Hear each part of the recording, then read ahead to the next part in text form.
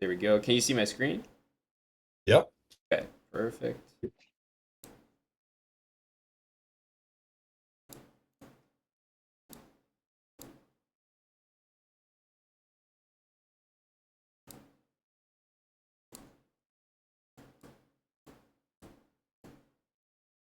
All right. Nice, man. We're good to go. Nice. All right. All right. Yeah, I was actually just I was actually just reading over the event rules Yeah. and everything, and the most relevant thing that I just uncovered was that it's gonna be 5 minute chess. Yeah. I saw that this morning when they had tagged me at something. I said, Yeah, "Oh, yeah. They sped it up a little bit, so it's gonna be 5 minute yeah. chess, and then it actually looks like a lot of 3 minute. Like the losers bracket, which if you drop like one match, it's easy to get in there. Also, Yep. all the tiebreakers are 3 minute as well. So definitely feels like that's a shift to make is like start getting used to the faster time control and also no increment. So no like bonus time or none of that. Right. Yeah, so that's something a little bit new. Yeah. 5 minute. Like I've played a good bit of 5 minute. 3 minute, not as much. I played a little. I think the most 3 minute I played was at the candidates. Like, but that was with increment, like 3-2. You played some Uh, games like in the fan zone? yeah. In the fandom, that's all I played was 3-2. Okay, that's funny. That's great. I So that didn't was kind realize of, you I guess. dropped in and played too. Yeah, I started getting I fell into the trap of 10-year olds and younger. Hey, you want to play? And I'm like, oh, this is a little kid. Just getting my ego crushed, just completely, and they're hitting the clock all hard. I'm like, all right, relax. Like Yep. you're already beating me. I get it. Yep. Um, so yeah, I got humbled very quickly in the fan zone. I know we have a community that's pretty interested in sports as well, and I Yeah. think a few people also know you from that. They might have been at the Okay. fan zone like the day that you were there. Plus, they were just following the tournament. So I think a Oh few yeah. people probably know who you are already. But I don't know. Could you like give like maybe a minute rundown on like you as NFL, and then maybe your what you know about chess? Yeah. Okay. So I'm Mack Hollins. I'm in my 8th year in the NFL. So got drafted to Philadelphia, the Eagles in 2017. I won the Super Bowl that year against the Patriots. Mm-hmm. Played 3 years there total. So I left there in 2019. Went to the Miami Dolphins for 2020 and 2021. Then went to the Las Vegas Raiders for 2022. Atlanta Falcons for 2023, and now I am with the Buffalo Bills, so right down the street from Toronto. Hell Um, yeah. and been a fun ride. I've kind of been all over the place. Mm-hmm. Chess is something that I picked up when I was real young in terms of the rules and how to play, and then around COVID time, it picked up more for my friends and stuff. So it was more fun to play it with people that I knew. So I'd say really since around 2019, around that time, I started playing a little more and a little more, and I Mm-hmm. think it's grown tremendously.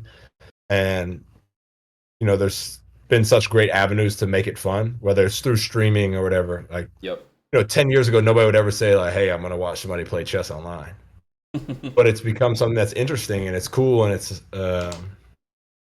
I've really enjoyed being able to watch, and whether it's TV shows or movies or, uh, and then now that it's kind of grown in the NFL too, I've been fortunate enough to be a part of that with Blitz Champs.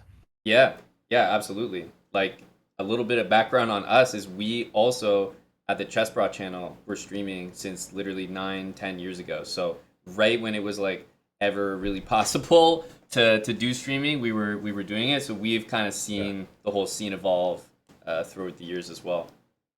Right. Yeah, yeah. Y'all were the first ones in the door. Something like that. Yeah, there's always people before us that paved the way, but in terms of Right. yeah, really making chess streaming like something that's exciting, entertaining to watch, we were definitely one of the first. Sweet. Yeah, man. So I was gonna talk about this Blitz thing. I mean, it's called Blitz Champs, Yeah. so I guess I should have known, but they have been using rapid time controls in the past, but Yeah. now I would say like if you're looking to get any practice in, definitely do it in the blitz time control, 5 minute Okay. and 3 minute. So I don't know how much of that time control you usually play, but it could be quite different, especially 3 minute. Like the game can feel super fast. Right. So should it, if I were to pick one, Mhm. should I play 3 minute or So if should I I'm be yeah, playing if, here's the both? thing. If I'm being honest with you, I think that if you become good at 3 minute, then 5 minute will feel like, oh, I just have bonus time, right? Okay. Compared to 3 minute, and it is Right. basically it's a very similar game. And if you only play 5 minute, let's say in the next week, and then you get geared up for the event, and all of a sudden you're thrown into a 3 minute game, I think you're gonna find it really like stressful and like if you're not used to it. Yeah. Right. Okay. So I would say 3 minute is the one to get good at. And if I'm being honest with you, like that's the time control I think most people measure their skill in online, like most of the regular players. If I talk about like, oh, how good are you online? What's your rating? I mean your 3 minute blitz rating. Okay. So I think that's the best one to do. Doesn't hurt to play a few 5 minute games, but I would play more 3 minute than 5 minute for the next week. Okay. Yeah. Cool. Yeah. So that was the big thing I noticed. I was also looking through a few of your like openings and whatnot, but I have a few things that we can do together on stream, and Okay. we got the chat here, which is kind of helpful because I want to pit you up against some of our regulars in the chat, and Let's do it. these guys have played like 3 minute chess. Like they'll be ready for you. And Right. your rating is like, so just pulling it up, 1150. And but believe me, we got a lot of people like right at that level, so should be perfect. Yeah. Yeah. Give me at least a chance. Yeah, exactly. So yeah, Bambeezy, are you down, man? Are you down? I think you'd be a good pairing for Mac. So yeah, I wanna test you in a few situations with like lower time. So honestly, I'd probably start you with a few 3 minute games. It might feel Okay. fast to you, but you just gotta jump in the Yeah. pool. Yeah. So Bam Deezy, if you're down to play a 3 minute game, maybe I could get you in. And then, so are you logged on right now to chess.com, Max? So it'd be I chess.com/play/online. think it should be. Yeah. I'm already logged on. Yeah. Okay, perfect. You can ignore the screen share for now because I'm just gonna be like Okay. watching your own game. But Okay. I'll be able to just automatically start the game here between you two. So I'm just gonna set that up. All right.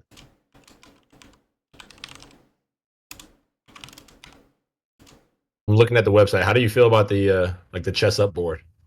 What's like a great board to an electronic one, but also a standard just board at the house to have? So the what's the word? The stereotype is that the nicer the chessboard someone tends to have, the worse of a player that they are. That's just like the fun stereotype that somehow Sounds is about right. true. Yeah. But here's the thing: the best chessboard to have is the classic plastic weighted pieces tournament set, and Yep. that's just the best one. It's like easy to carry around. If the pieces get like you're playing blitz with your friends or something, then pieces get messed up. No big deal. It's not like a beautiful $500 like wooden carved set. Yeah. So I that's the board that I have and that I play on like all the time. So I feel like that's the best one. And are you on like a tournament style rollout mat, or are you actual board? Yeah, it's exactly the one that you can roll up. I think it's like Okay. vinyl. Yeah. Yeah, I think that's the best. All right, so I'll throw you against one of our guys from chat here. The game should start. Make sure I got the username right. So, if you look at my screen for a sec, so you would go Yep. here, and then you would click play.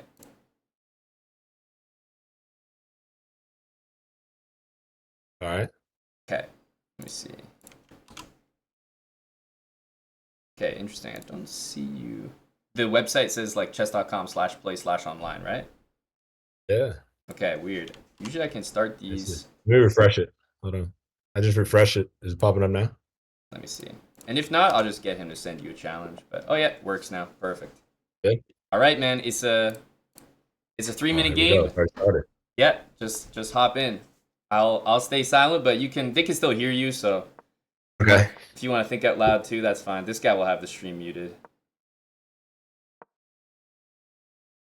See, this doesn't look anything like what I was needing. Yeah, there's no But I E4 E5 from this guy. That's for sure. yeah.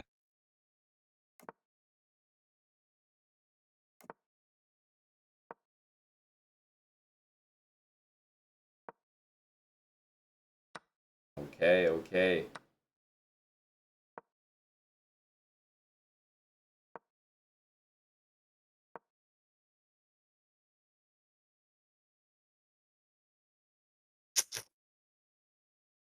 Hey, you guys think you can take down Mac? It's not gonna be easy.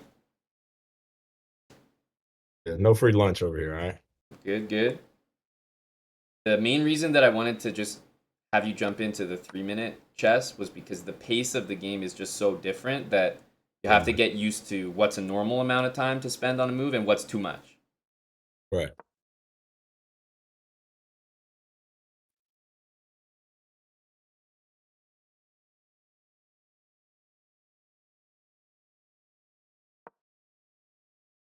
I was really needing that to fix my double up mistake, but that's all Yeah, right. yeah, you were hoping that he would take you and then you take back. Yeah. Smart.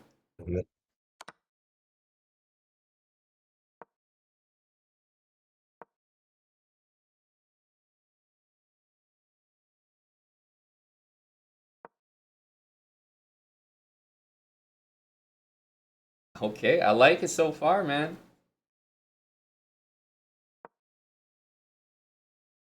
Hmm.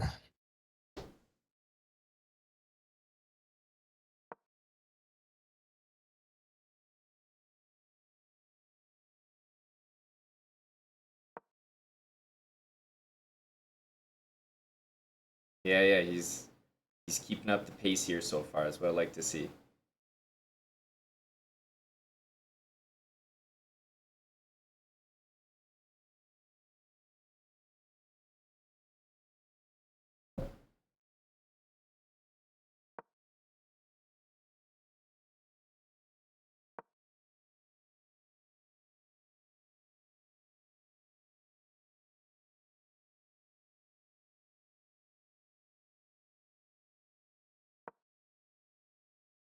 Man, very solid, very solid. He's got a minute on you though, so let's see how that plays out.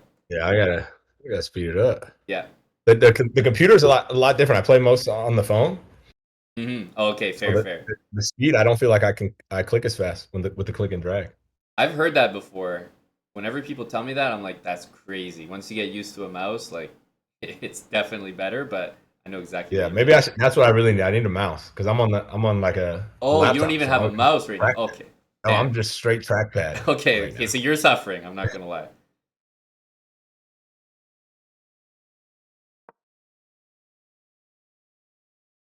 Yeah. So guys, I mean, if he beats you, he's beating you on a trackpad. Let's get real. That's embarrassing. Let that be known. Some of our guys in the stream, they like to say they're on a trackpad even when they're on a mouse, just like build the Right. excuses in, like, This is real life trackpad. This is not made up trackpad.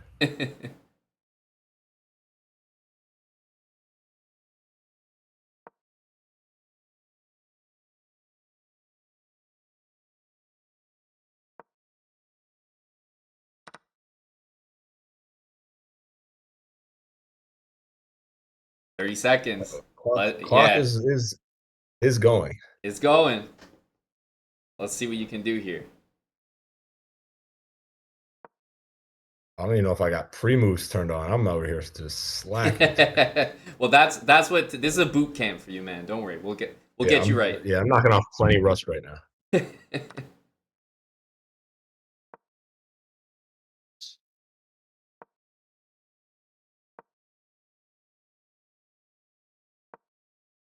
Oh, why did I not just take his queen right there? What am I doing? And now it's just blunderball.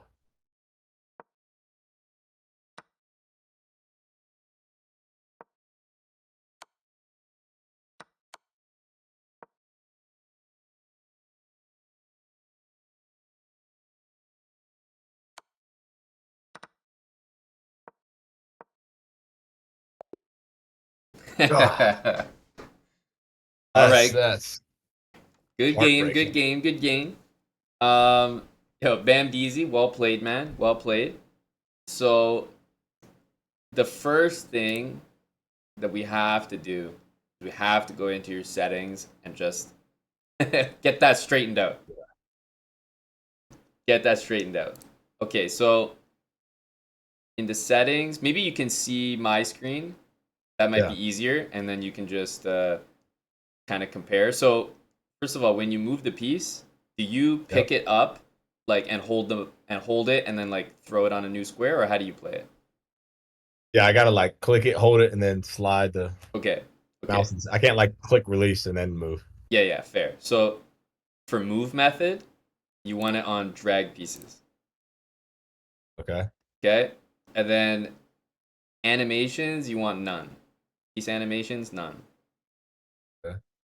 Um, highlight moves, you probably have on. That's good. Show legal moves on. Yep.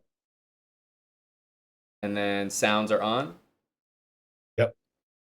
And then go to the right. So then you'll be in the like play tab in your settings. Let's see what mine looks like. So we were just previously in board. So I'm going to the We were right. in board and pieces. Yeah. Yeah, so now I'll go to play. So here's what it is. So I'm where you were, where you just played your game, and in the Yeah. top right, right by the board, there'll be a thing like a settings cogwheel. Oh yeah. Yeah. Okay. Yeah, so click that, and then instead of board, where it defaults you to, jump over to play. Why is mine showing that? Mine goes like profile, board and pieces, then theme. Okay, so here, if we're in the profile, you could do it too. So if I was editing my profile, you're probably like here, right? Profile, board and pieces, theme looks like this. That's probably where you are. Yep. Looks like that. Yeah. Board and pieces. Yep. Okay, so if you're board and pieces, go down to live chess, Okay. the fourth one, and then the Yep. first Ah, there we thing, go. enable pre-moves, you want to Yep. check, and then always Okay. promote to queen. This is something that we will talk about, but you should have it checked, in my opinion. So Yeah. we For can the three puzzles I've ever done in my life where they promote to a knight, yeah. I don't think I'm there yet. Yeah, yeah, So yeah. So yeah. always promote to queen. Have it on.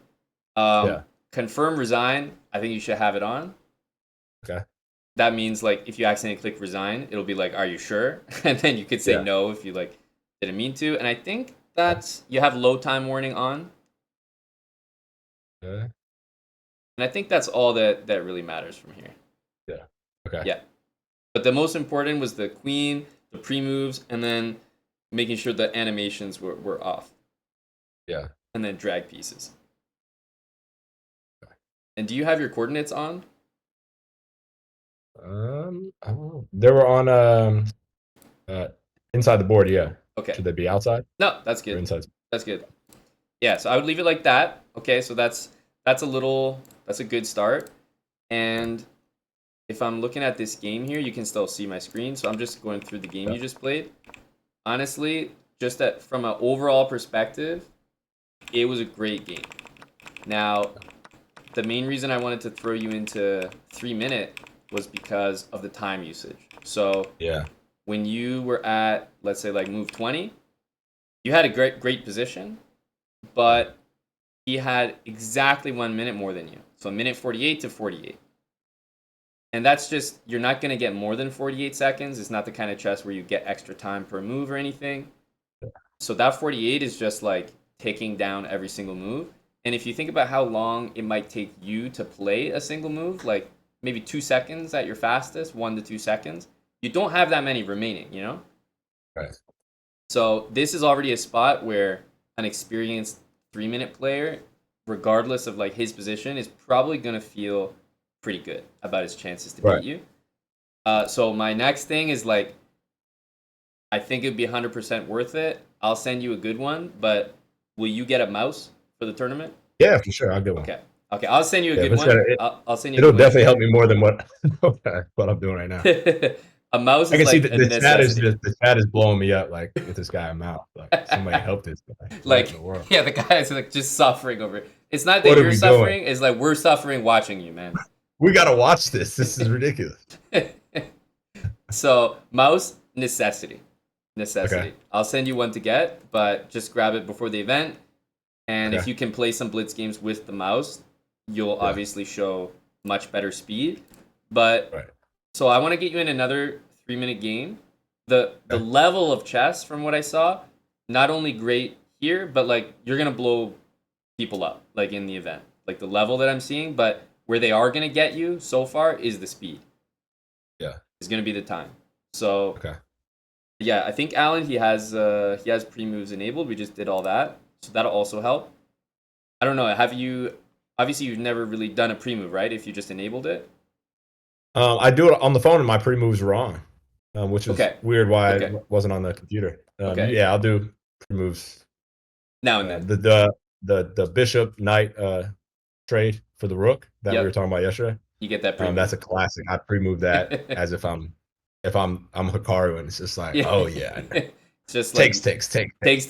Exactly. Yeah, that's me in my mind for those two little takes. That's how I feel. Okay. Okay. So what we'll do is I don't know if Bandeezy wants to play a rematch. If Ben wants to do one more, otherwise we can get someone else in. Huh?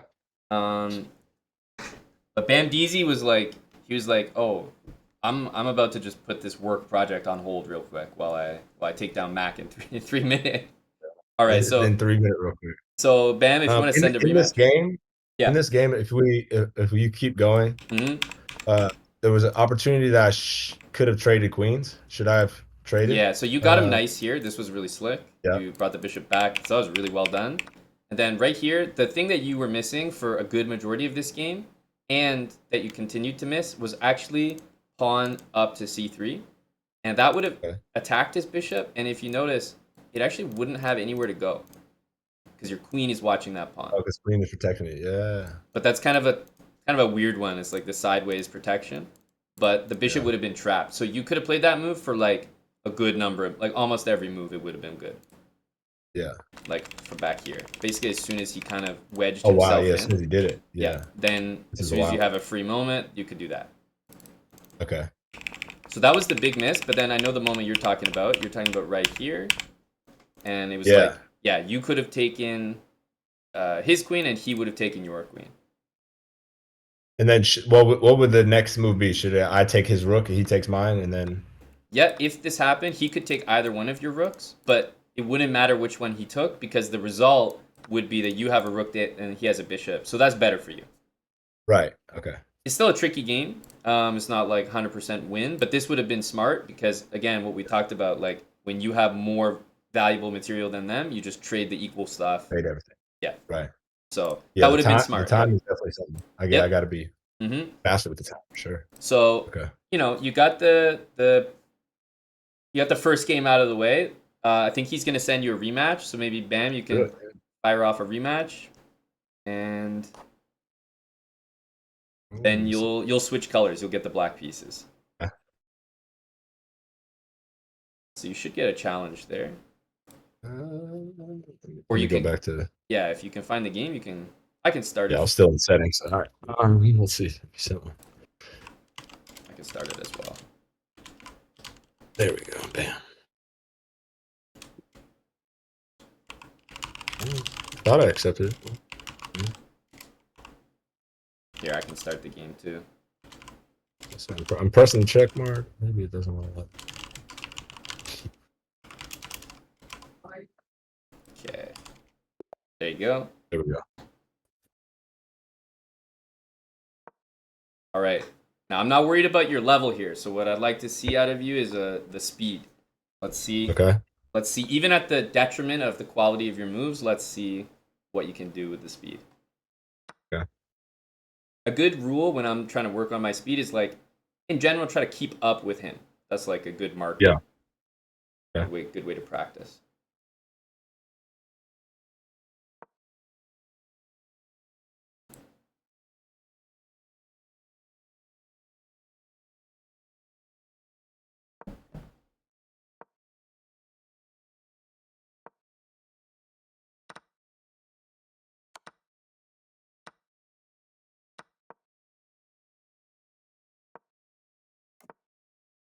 That's the trackpad speed as well, folks.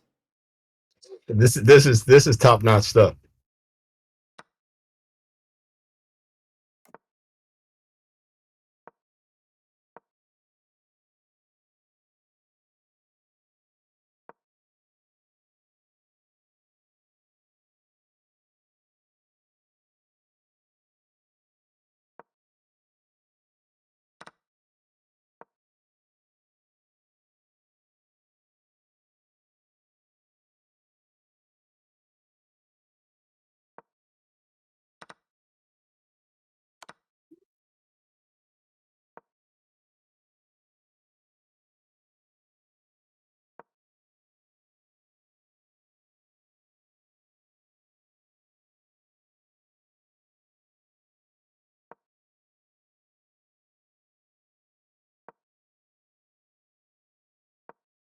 This is the part of game that you're probably never gonna get in the competition. The end game. Yeah, we got this in a hurry. A lot Yeah, of yeah. traded pieces. Mm-hmm.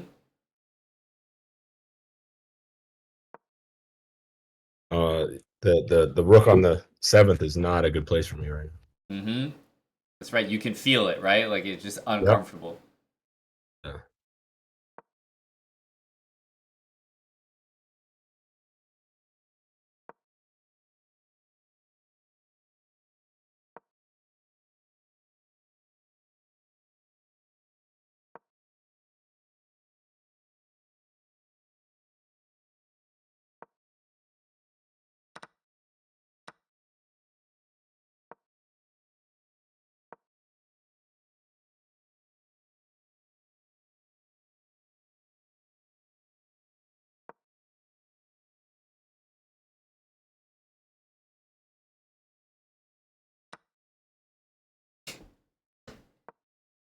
Chad says the NFL wideout has a better elo than me. Be right back. Gotta grind.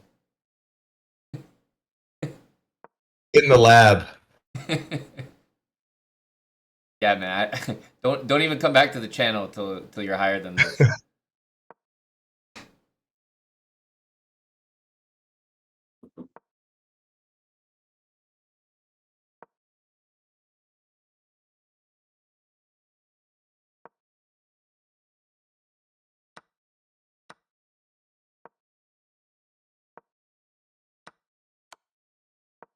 Ooh, not a good spot to be.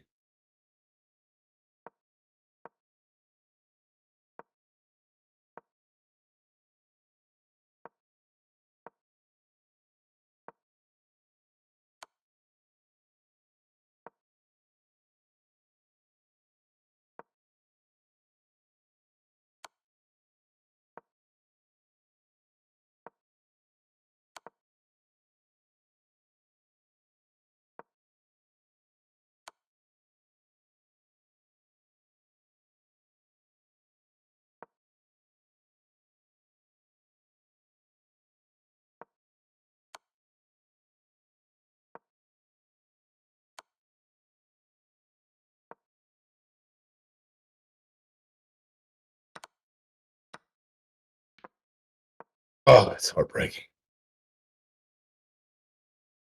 I don't even know how to resign on the computer. That's all right.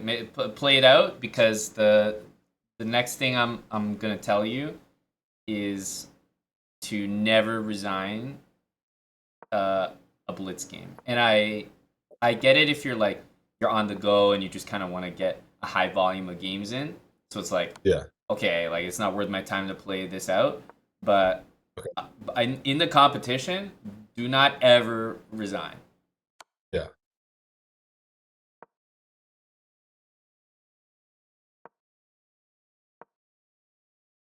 Because even like guys in the competition, 20 seconds and a queen or something, they're not going to be that confident getting the win. Right.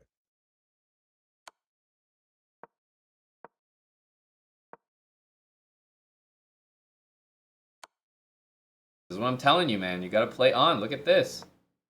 You're making it competitive. I'm fighting for my life. Dude, this is why you don't resign the game. Look at this, man. That's what I'm telling you. That's what I'm That's what we telling do you. it for. This is why we do it. We do it for the stalemate or the draw. Absolutely. But, dude, you know how much time? Yeah, you have 40 seconds with a queen. Right. So just promise me in the competition, at minimum in the competition, you will not resign a single game. Oh, yeah, no way. Okay. Like, play to the end because you will get a stalemate out of some of them. And if not, I mean, what's the loss? Like, you may as well play it out. It's only an upside. Only an upside. I was very afraid. I had clicked resign and it said yes or no. That's why I told you to make it confirm. Yeah. All right, that was great. Let Okay, the wiser man pick. look, I think we got to see two completely different games. First game from you, very high quality. When he kind of made mistakes, you didn't like capitalize on all of them, but you caught him. You were up material, but you were playing much slower, and to a point where it just wasn't good enough. Honestly, like if you're down a minute against the guys you're up against, you're not gonna have a good success rate. But then in the second game, we saw the opposite. Like you just trade, all in a good way, and you got to a position pretty quickly, which I actually liked. But you were in an end game where you didn't have like too much experience, and you had a great time usage. Like you were up, you were basically perfect in terms of speed. So we obviously putting those together is going to be the ultimate goal. It'll take some time. It's not that simple, but the speed that you showed in game 2 is exactly what we're looking for. You know, you weren't like pre-moving every move, but in general, if you saw a quick, easy decision, like take a piece, kind of knew that was smart, then just trust yourself and go for it. Yeah. What's the best move right here? I wanted to move king f7 after he moved. He didn't take my rook back. He went here.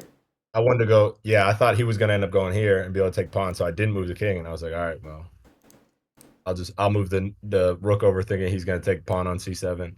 So, because we don't have time to get into the weeds about every single little area in chess. Like, if we're learning end games, I could spend hours and hours. But I'll give you what I think are like the bullet points you need to have success.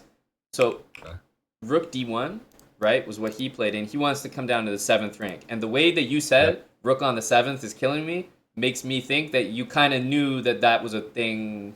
Like, that's a thing to not allow. Yeah. So here we can actually see that there's not really a way we can prevent it. Like, if you go up here to stop it, what he can do is give you a check, and you've only got one move, and then he can get back up here. And honestly, the best you could do would be a draw, maybe like that. Right. So the number one rule that I have for rook end games is never play defense. The second you start playing defense in a rook end game, the worst is going to happen. And this is a good example. So you went rook c8 because you knew he was coming here and you couldn't stop him. So instead, you just defended that pawn. So if you're stuck in a position where, let's say, this move is happening and I'm telling you don't play defense, what could you play here as black? What would be like next best thing? Rook f5. Mm-hmm. Attack is fine. Absolutely. Okay. So rook f5, and now if he's like real sly, he might go rook check and then rook check to take. But let's just say he goes right down to the 7th, the move that you were scared of.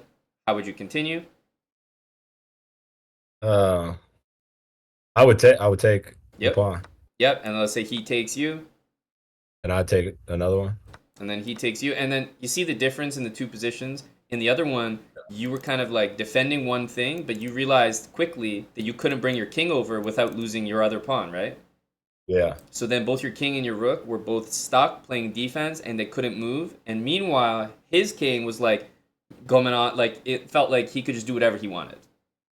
Yeah, I was glad he did. I thought he was gonna just walk his king the whole way. Mm-hmm. And I was honestly, he could have. Like, yeah.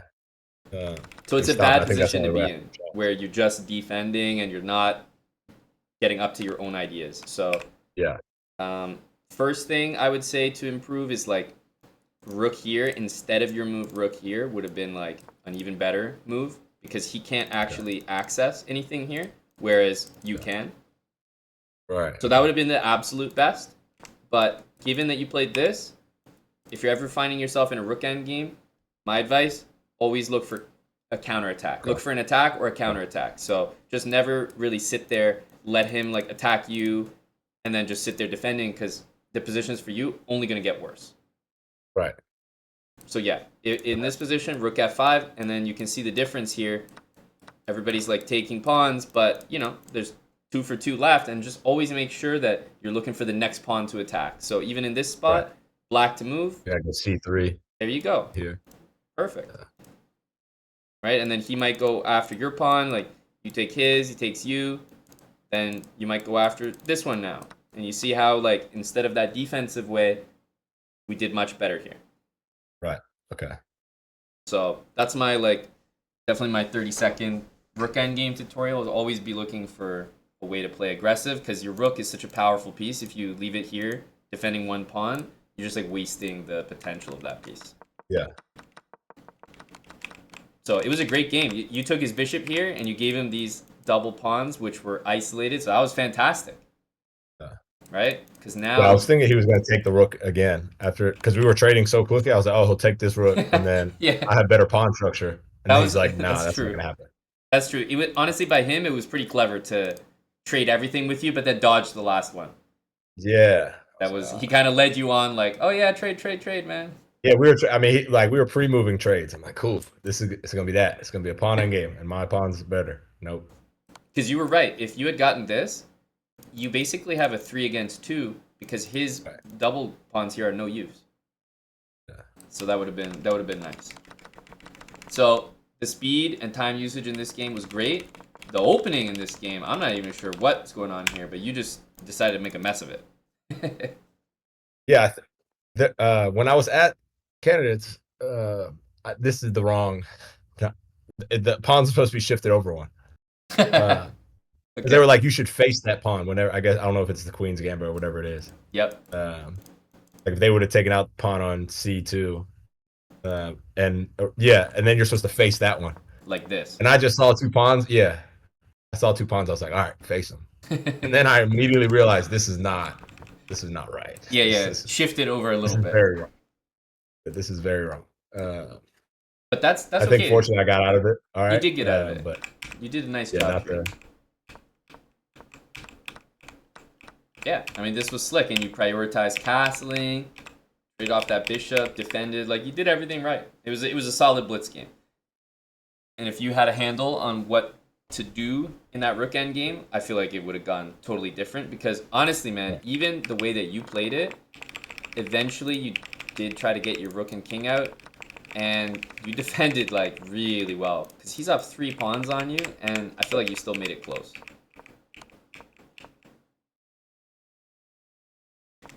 So yeah, maybe here, last piece of advice is like if you're ever kind of like chasing someone who has a pass pawn like this, then the best spot for your rook to be is like behind it, but also as far away from their king as possible. So a move like this would be nice just because it's really easy to kind of like check them from behind. Whereas if you're here, you can't really like, can't check the king, you know? Right. So it would be nice to be down here. So that way, like in a situation like this, you could kind of try to check the king forever and ever and just, you know, hide your king in front of the pawn. Right. Okay. All right. So that's all I'll say for rook end games because I don't want to get too heavy into it and just keep it more like surface level. And in general, you didn't have what I just told you in your mind, and I think you still did a pretty good job. You activated your king. That's another important concept. Make sure you use your king, but you already knew that. Yeah. You already knew that. Yeah, I was very uncomfortable when I was blocked on the 7. Exactly. But once you freed yourself, I was like, all right, this point. Yes, at some point I just got to, I guess, sacrifice a pawn to get me out because it's very. And that's that feeling that you felt there. That's exactly why I told you just go on the offensive right from the start because you at some point were like, this is so uncomfortable. I'd rather give up the pawn instead of keep defending it. So it may as well just start doing that. Yeah. Yeah, I should just from the beginning just did that. Like I could do it right from the start. No worries. Yeah. That's a good tip to just kind of attack in a rook endgame. All right, Bandeezy, thanks for the games. Yeah, appreciate it. Cheers, Bam. He got a point and a half, but he also reminded and taught you a valuable lesson about never to resign as well. That was a Yeah, that was a that was a good one. that was a good save. That was much needed. That's sure what I mean. I was right there. I'm I telling was you, like, it's games like this that remind you. It's like, okay, I gotta have some more discipline, not click that button too I fast. still got a chance. Still got a chance. Yep. All right. So I am gonna, because I like what I'm seeing in the 3 minute. I'm gonna find you another opponent here. Okay. Um, so who else do we have? Bam was a good pairing. He's like, yeah, right around 1100. Who else do we have here? And I'm gonna make it 3 minute games, not 5 minute. I think 3 minutes, the right time control to get used to. Let's see here. You're about that level. Yeah, Badkins, Bobercio. Like you guys would be good pairings too. Because honestly, most of the guys in our chat as well, they're used to these time controls. So even though they might be a little lower rated than you, they'll probably be just more comfortable playing like at this speed. Yeah. What do you think, Badkins? You want to give it a shot?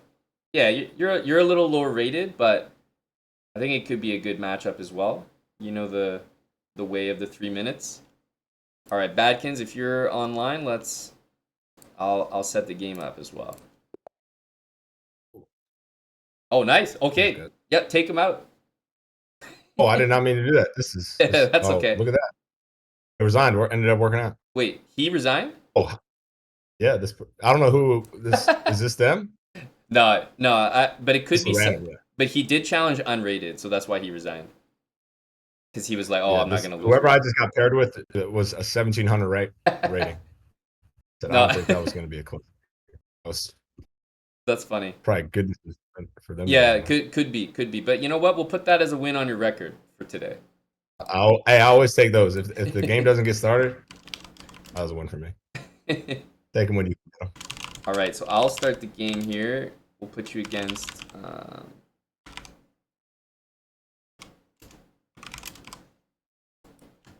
Bad Kings. All right, have at her. This is he's 750, but he's been a little higher rated before, and he's just a sturdy competitor.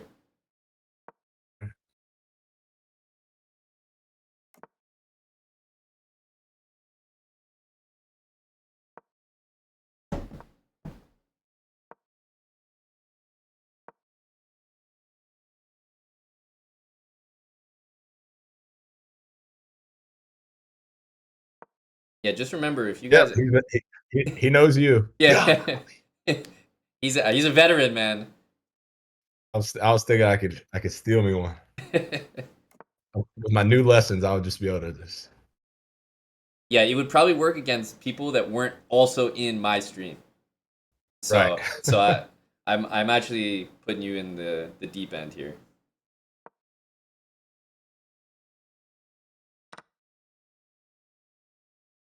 Okay, easy fix, even though it doesn't matter here, but just in the future, after you do that d4 move, always take with the knight first. Knight first. Rather Okay, than the bishop. Because he could have done a funny thing where he took your bishop with his knight, but then didn't take back with his bishop. So you just want to always knight first. Okay.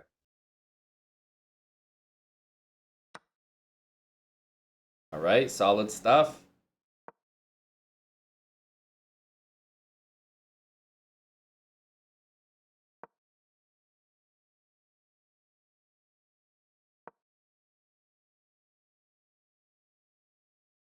This is great, man. I love it.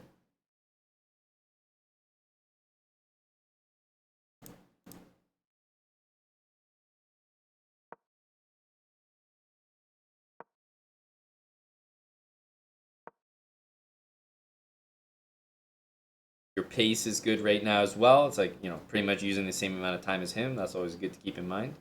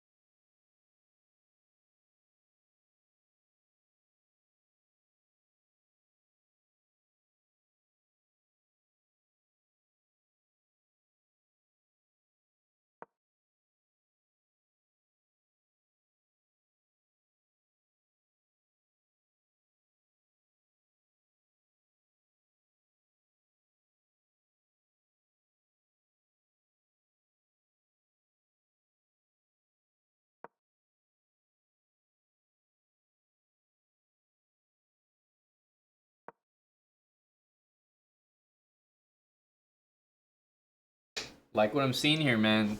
It's a good game so far.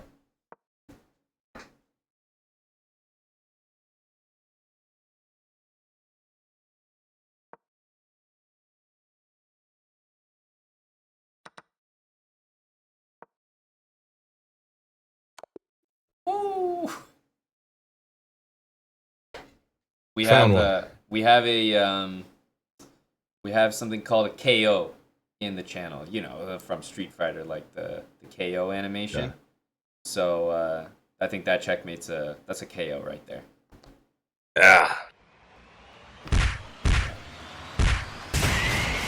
In 3 minutes, I just like I can feel the time constraint, and it makes me Yep. feel like every move is this must be a mistake. I'm not thinking through it. Mm-hmm. Like I definitely need to get more comfortable and just Exactly. That's why I was saying like playing fundamental. just start spamming the 3 minute games whenever you're gonna jump into a game, make it a 3 minute one. Yeah. So going over this game real quick, maybe Badkins, if you're down for a rematch, we can get one in a sec, but let me just touch on a few things. So first of all, like you saw he came out with this move, right? Yep. Just to control that. So then this was great. Also great from you, Badkins, dropping that bishop back. Beautiful, not necessarily giving white that that double pawn, which is actually a good one here. So that was clever. And then d4, perfect timing. You had like everyone was where they were supposed to be. Perfect. So this was a really good move. And then just take with the knight first. Okay. So not a big deal. But if you took with the bishop first, which you did, he should have taken with his knight, but then not taken back. And now he just gets to have both the bishops, and his bishop's actually really strong there. So just take with the knight, and that way if he wants to get fancy and like take with the bishop and try to like, you know, do this, then you're not complaining. You'd rather have the two bishops, so he kind of has to then keep going. Yeah. Okay. So always, if you have bishop and knight, like usually you always start with the knight taking. Okay. So anyway, he took with the bishop, so it didn't matter. This was fine. This was good. And then this is the move that, in general, is going to cause you more harm than good in the long run. This move. Yeah, this is the one I was a little... So, but this is one we can just grab it and just take it out. Like, just take it out of your memory bank of moves. Like, you're not going to need this one for the most part. So, once you play your move h3, we kind of talked about, like, it's a great move to control some squares, but also gives your king a little breathing room. Once you do this one, it's almost always going to be a bad idea to move another one. Okay. So, like, you have your 3 pawns in front of the king, so does he. Usually, at most, you want to move one of them to give you a little breathing room for the king.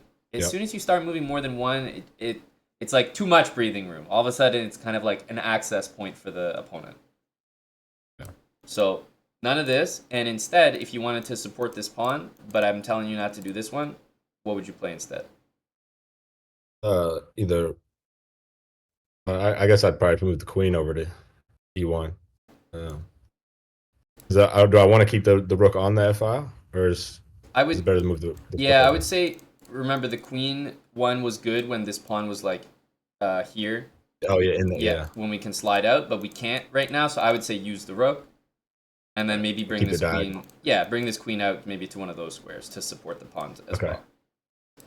Yeah, so your rooks will always do pretty well in the middle if it's kind of like wide open like this.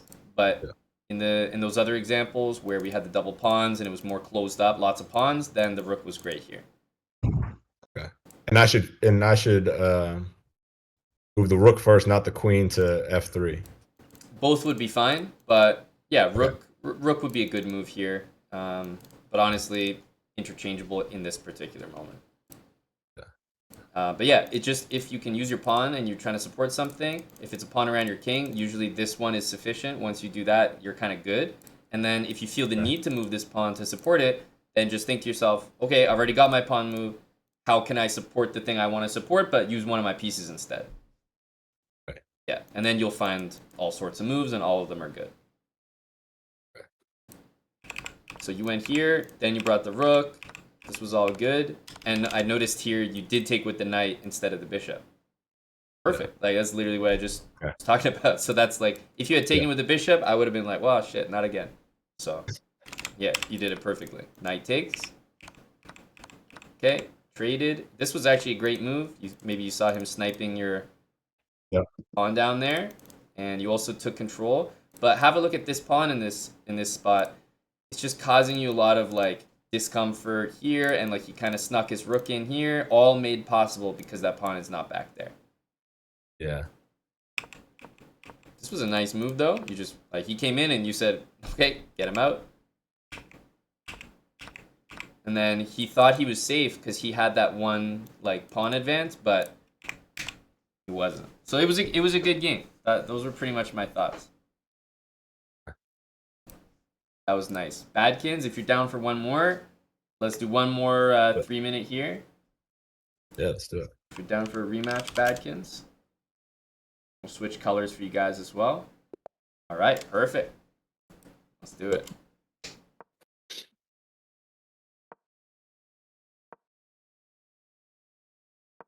This is what I was looking for. Still not fully sure how to play this properly, but I do know that I was supposed to do this. That's what they taught you in the fan zone? Yeah, they're just like, you'll get that piece back later. I was like, cool. Were these the kids in the fan zone? Like, it may have been a lot of watching other kids. Like, oh yeah, they were doing it, so I should do it. See how it goes though.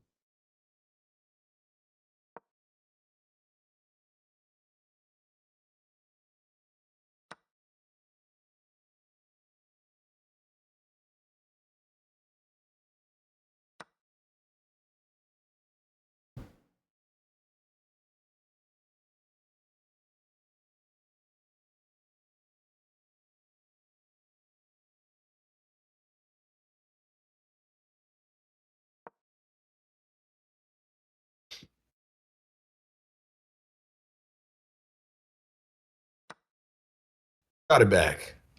That's right. The kids weren't lying to you. The kids don't lie. They just. Oof, not the best place to be.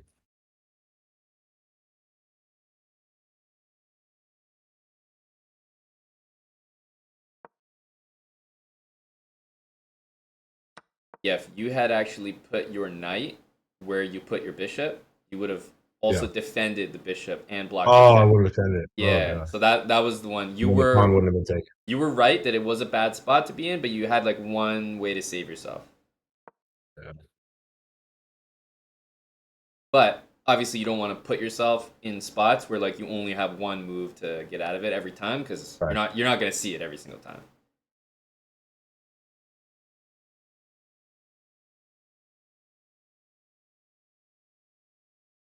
Ooh, this is not great. There it is. I'll look into it, Realty. I'll look into it. Yeah.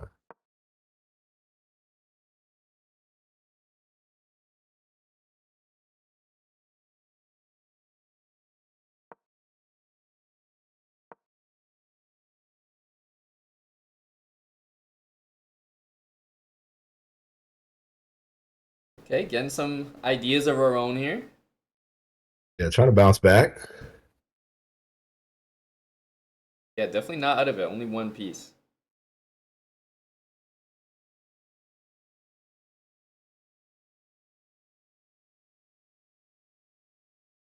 He's actually only got his queen out, so he's pretty far behind. Yeah, I think development wise, yeah, I'm all right. And then time wise, kind of on the other side. But this is what I'm saying. Doesn't it feel empowering to like have that extra 45 seconds? Because yeah, you know. Because now I'm thinking during his time, I'm like, oh, I got plenty of time to just think about this. That's right.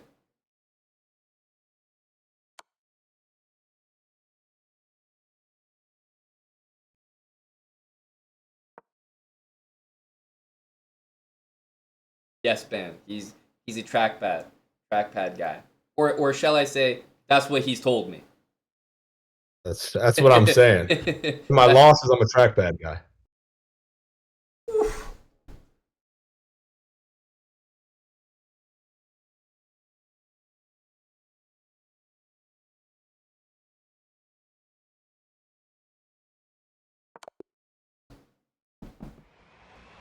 Damn.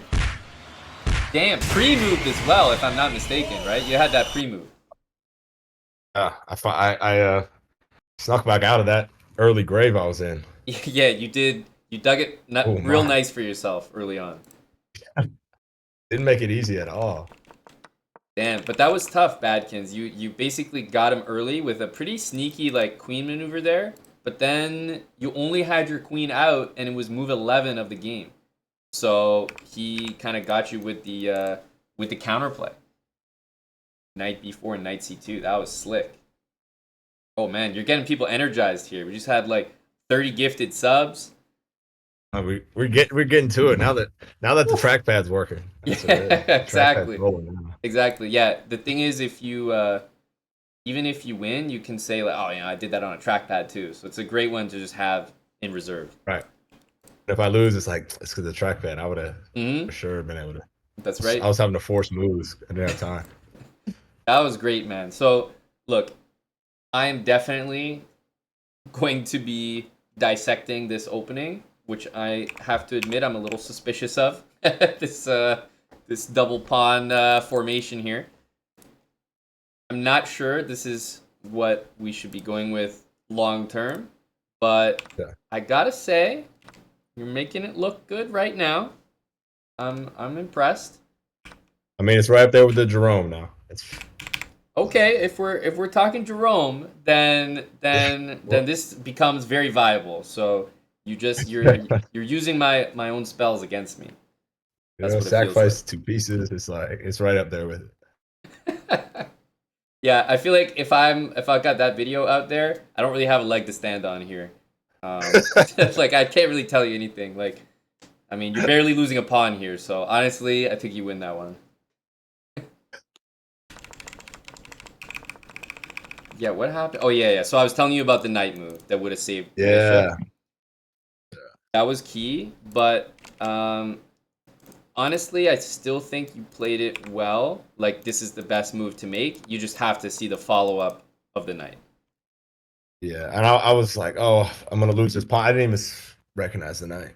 Yeah. Thinking that I was gonna lose the pawn on B7. I was like, oh, Oh if I yeah, move yeah, the yeah. bishop, I'm gonna lose the pawn, but I should have definitely seen that. That's Yep, the knight would have saved yeah. this, and then you would have been able to Right. castle, and yeah, I think you would have had a fine position. Yeah, that would have been fine. Because, he moved his queen really early, which you always got to Right. be extra careful of, but in the long run, usually the early queen moves are not that good. So you just have to be, like, Yeah. initially careful, but then in the long term, that the queen will just be in a spot that you can Right. harass it later. So that'd be good for you. This was good. Badkins, yo, thanks for the games, man. Yeah, appreciate it, dude. GG's, Badkins. You definitely had a very competitive first game as well. Badkins just kind of thought he had the checkmate covered because he had that pawn up, but fell for the back rank anyway. That's one of my things is that pawn up move when the king is castled, just to have that king safety taken care of for the rest of the game. That's like I can't make a better recommendation than to just if you have free time in the middle of your games and you haven't made that move yet, it's like usually a really good one to cover some squares and just ensure that you're not gonna basically what you did to him won't happen to you. Right. Yeah. So this was good, man. I was thinking like, we can save it for more, for another session. But this D pawn push, you might see it a little bit in the event. I think most guys are gonna be playing this, like the E pawn. Yep. It's more common, but this one is gonna be one that you might see a few times, just because if you answer like this, which I think you do, then a lot of people might play this. Do you know what this one's called? I don't know what it's called, but I feel like it's just the opposite version of what I typically play. Exactly, like from the other side. Yeah, but from the queen side. Exactly. Yeah. Like you usually play this and this. Yep. So this one, just so you know, is called the London system, and it's definitely like a very easy thing to pick up quick. So it's one of the things that if they're not going to be playing pawn to e4 against you and they decide to go with this one, I think there's a high chance they also follow up with this. Yeah. Yeah. So I think we'll also have to think about what we're gonna play against this, because I'm Yeah. predicting that it'll be relatively popular. And then the only other one was when you play with the white pieces. So you played this. You were mentioning that this one also Right. gets some airtime, right? Yeah. And right This now, is like the only opposite I get, I think, other than somebody playing like a E5 or something. I get mhm. this. So in this one, I think from what I've seen from your games that you pretty much go for the same setup, right? Yeah, I'll bring the knight out to F3 and then either the bishop out or another knight out. Yeah. Mm-hmm. So yeah, against this one, if someone knows what they're doing, um, the setup that you've chosen with the bishop can be one that's not very good, because they might like put their pawn here and then they could really quickly. Yep. And that's what they do. Yeah. They Yeah, do that. They'll bring out that pawn and then I'll take, they take, and then I'll go to check right. with the bishop. Mm-hmm. And it's not a bad opening. Like, you can get by with this, but I think we can do a bit better, because Okay. you're going here and then you're getting hit and you're going again. So just like wasting that little bit of time in the opening, and they kind of have a Yeah. nice control of the center here. All right. So I think what we'll try to get you to go for against this, and we can talk about it a bit more in depth, over the next week. But there's a way to play where you push this pawn forward one square.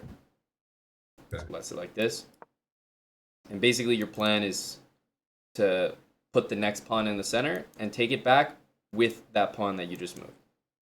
All right. Then I add one to the center. Exactly. Then you'll have Very like well. the two center pawns looking good. Right. And then your knight will come out to this square if you can. Right? So if you imagine like they go like that, you'd want to bring your knight out, same squares, Yeah. and your bishops.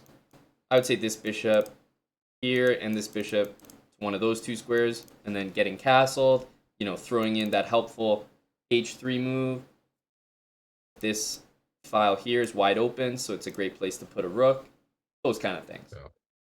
So I think that's what I'd like to get you to go for. So you'd start with this, and then as soon as they do this, we can throw in the knight move first, but we can also play straight away with this.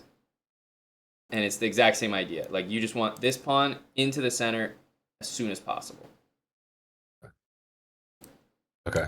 So it'll feel like brand new right now and maybe overwhelming, but it's honestly a really easy thing to learn. And unfortunately, you can't just play the exact same like setup against every single opening. Like, it just works a little bit worse against this one. Right. So I think, yeah, especially against some of the stronger guys in the competition, I feel like you're kind of setting yourself up just on the back foot if you would just play this against this move as well. Yeah. Okay. Yeah. So I think that's what I'm gonna try to get you into c3 d4. Yeah. I also wanted to try something else against someone else from the chat. It's not going to be a game this time. Okay. Chess.com has basically a format. Remember, I was telling you about the like the puzzle rush. Yep. Puzzle rush. Yeah. Yeah. So they have a format where you can basically do that, but against someone else. So it's like a competition. Okay. Yeah. So that's right. That's right, Bamdeezy. I'm gonna pull out the puzzle battle. So I think for anyone wants to give it a go, I think you probably do need a premium membership. As far as I remember, it's a feature there, but most of the guys that play regularly here have it. So Tim, you wanna jump in, buddy? Let's get Tim in. Let's do it. Come on, Tim. All right, Tim's in. So if you're still looking at my screen here, then you would just go over Yep. to the side tab, like the puzzles thing, puzzle icon, and then just click puzzle battle. Yep. Yep, and then you'll be on this screen here. Yeah. And let me so Tim, you're here as well.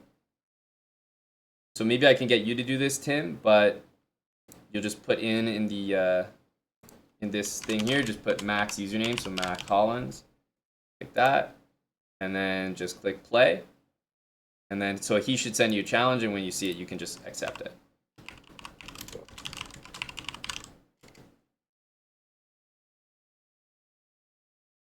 So let me know if you see it pop up there.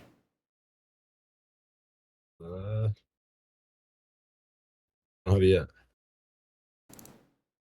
And yeah, it's going to be 3 minutes, and it's just going to be that rapid fire puzzle rush that. Okay. Yeah. Sent. You don't see it on your end, do you? Mm-mm. Maybe just give it a refresh. Maybe you can try again, Tim.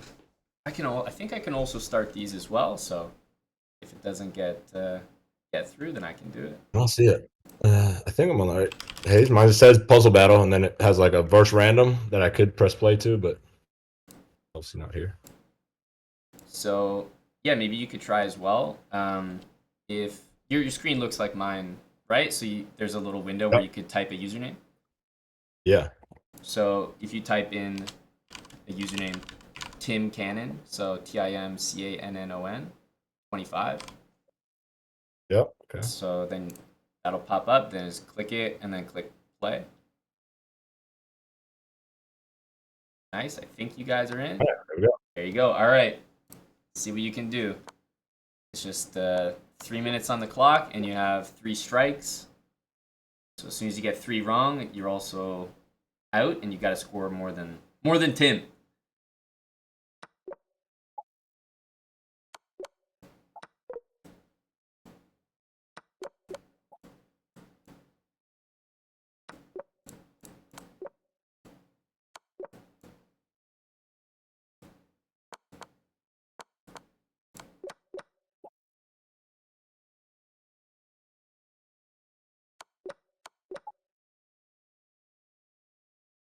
Yeah, that's right. Trackpad puzzle battle. Let's not forget. He's out here giving odds.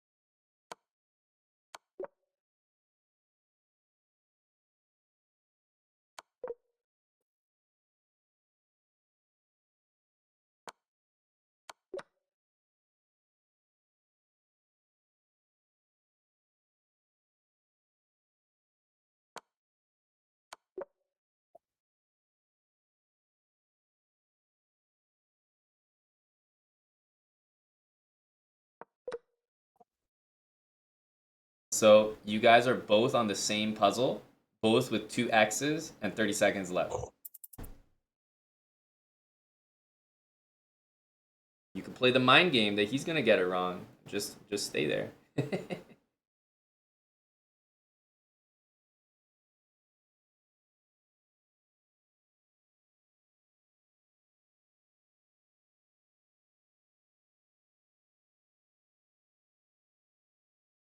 5 seconds. Is anyone gonna attempt it? In a row.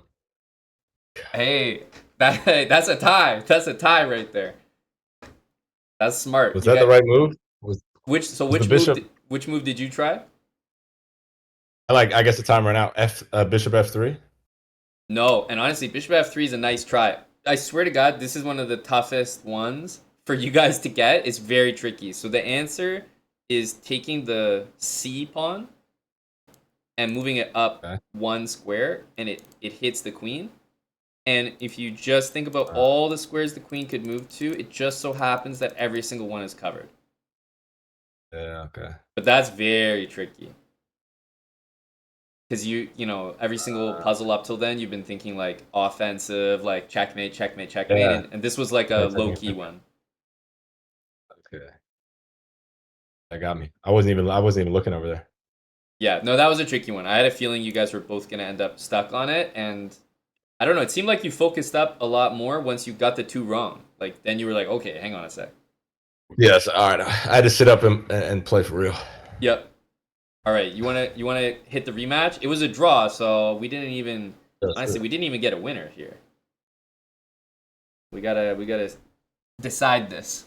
Mac and Tim are toe to toe right now. Here we go. All right.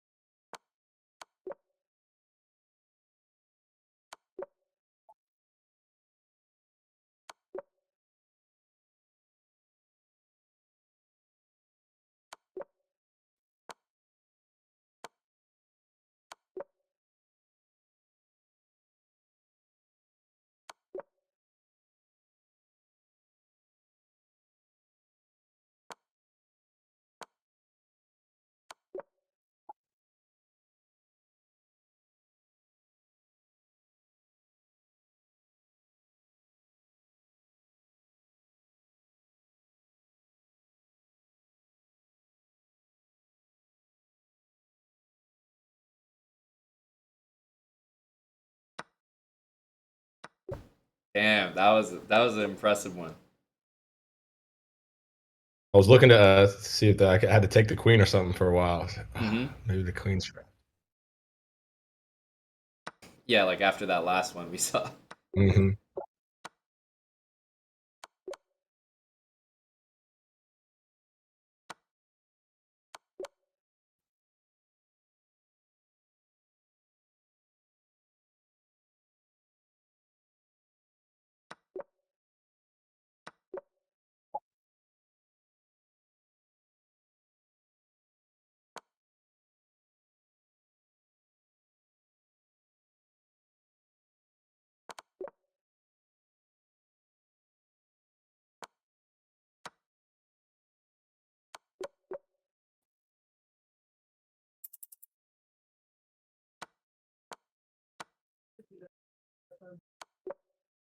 25 seconds left. You guys are toe to toe. Exact same number.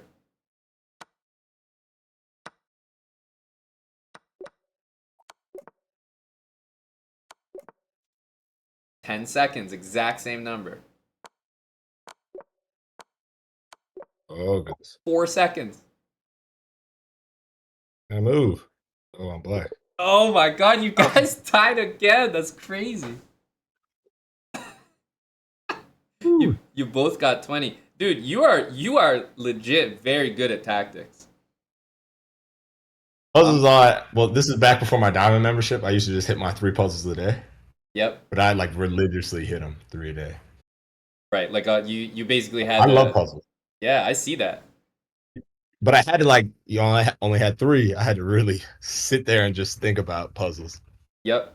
Yeah, Like, I can't you want mess to this make them up. Like, count. You don't want to waste them. yeah, I had to make my 3 count. Mhm. Uh, this last one, So the would it push last the F pawn and then just let the H pawn go the whole way? I don't even need to tell you. Exactly right. Exactly right. F pawn, get him to like take and move, make way for the H pawn to just send all the way down. Man, that was great. That was great. I Back to back. I would Goodness. honestly never leave anyone with a tie. So if you want to do one more, I think we do one more. Tim's down. Yeah. Tim, are you down, Tim? You don't want to leave the folks on a tie. It's honestly been neck and neck with you two.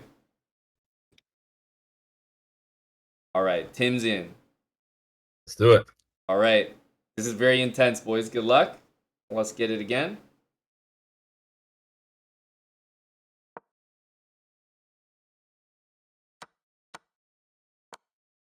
And I feel like the more you do these puzzles, you also kind of get warmed up a bit too. Yeah.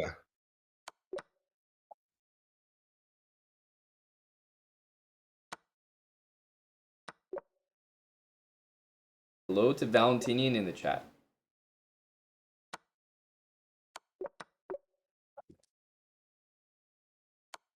Valentinian is a big Bills fan. Let's Yeah, go. yeah, Bills Mafia. yeah. He's a big Bills guy for a while.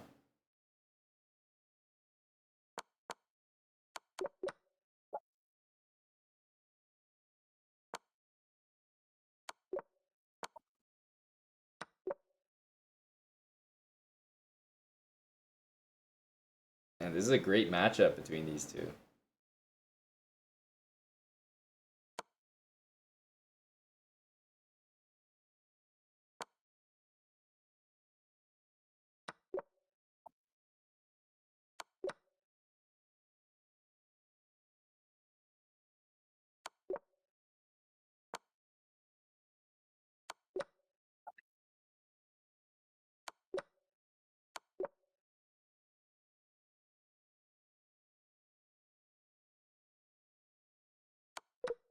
Ah,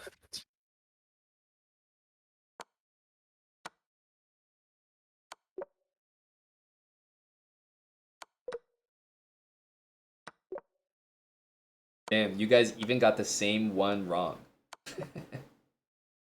and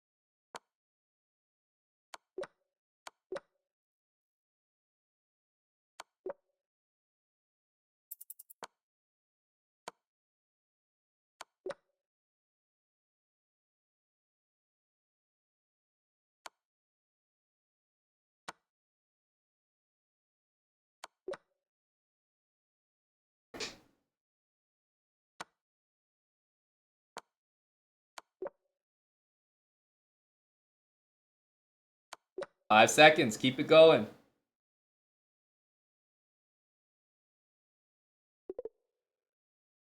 Hey, ooh. Mac, you got the win. He conked out at 18 with 3 strikes. You racked it up to Oh, 23. That's impressive, dude. it's definitely started rolling. I was able to see it a little easier once you get a couple games in. Yep, yep. Man, The trackpad's all sweaty. I'm out here. I bet. This was legitimately impressive. I'm feeling great about the competition, man. Like absolutely here to win it. Yeah. I'm liking what we're seeing. I got a few more things in terms of the openings to work on with you. I actually have a chess.com has a tournament that they host at 5 p.m. So I gotta play that in a couple minutes. Good luck, dude. Yeah, that's all the I'm time I smashing. have for now. But in case you got some free time tonight, I'm just letting you know in two, yeah, I think 2.5 hours from now, we host a Yeah. little tournament with Okay. the viewers from the channel. And so if Yeah. you want to play, just log on. The tournament will be there. Let me know, and it might be good practice for you. But I'm sure you got Heck stuff. yeah. I'm sure you got stuff to get What to. time? It's at 7:30 Eastern time. Eastern. All right. Let me So in case you you got the chess bug, you want to get some practice in. We host a tournament every Tuesday at that time. So cool, awesome. I appreciate it, dude. Yeah, this was great. Right. Like, but if you're gonna play awesome. chess, just make sure it's in Blitz. I think you got to get used to that 3-minute speed. You know, quick decisions. But I like what I'm seeing, and I think you're gonna win this thing, man. Yeah, man, we're going for it all. Hell yeah! No, this was great. I had a great time, but we'll set up another session, Mac. Yeah, for sure. Chat, it was awesome. I appreciate you all playing with me and helping me learn. We're going for it all. You know that. Hell yeah. That's great. You got a nice win against Tim to close it off. Puzzle flex. Yo, Mac, take care, man. Thanks for coming on the stream with us. Dude. All right. Later, man. Yeah.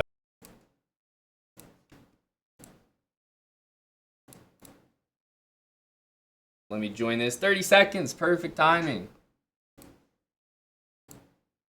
Let me get in here.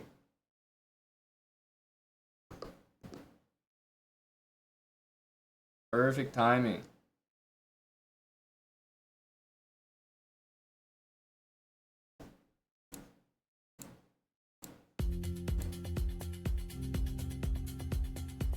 All right, we're in. We're ready for Title Tuesday.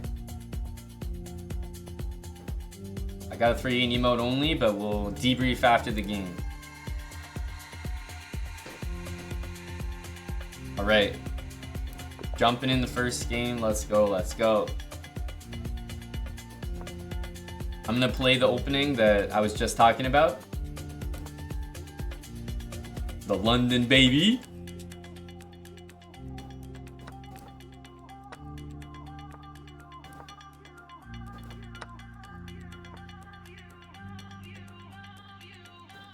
Okay, let's take a step back.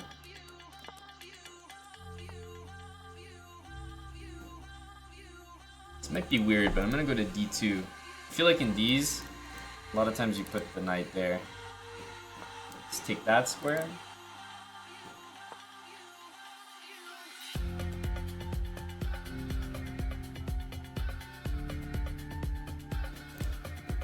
Maybe we can do this.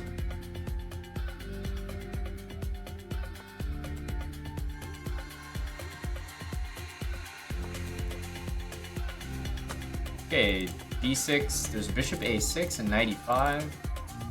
Looks like kind of annoying.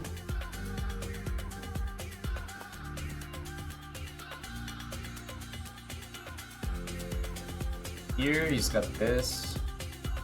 This knight's not great here. Now I want it there. But maybe we can just do this.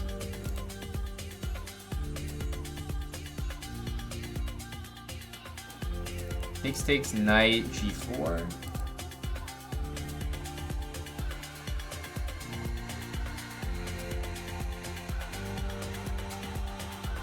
Gotta try it, and then rook c7. Not really sure. Okay, he goes back. That's great. Great for us. Here, b5. Rook c5, though. Yeah, I think we can do this. So he's probably gonna push. I actually think we just want to play f4 and keep a pawn on that square. I know it looks like the pawns are gonna be bad here, but I think that's what we want to do.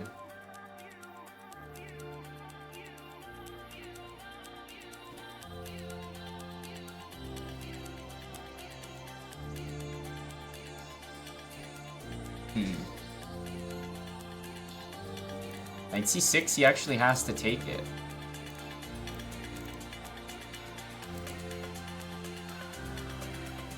His knight's really bad here.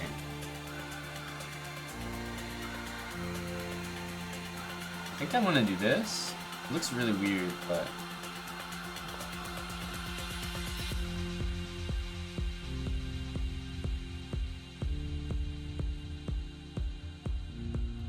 because the knight's so good on d4, but I think we have like a weird bishop c8 move we can play next.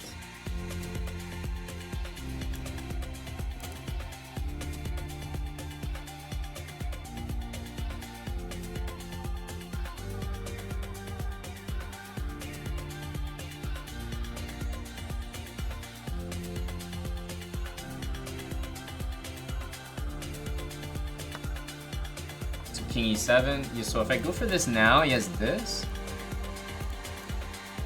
That should still be good for me. Question is, should I start with this? I don't think so. So we're just gonna go for it. Takes, and I'll just take back to start.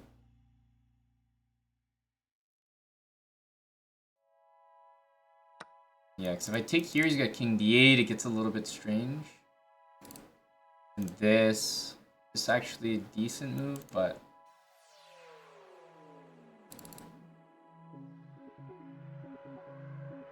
actually this is okay.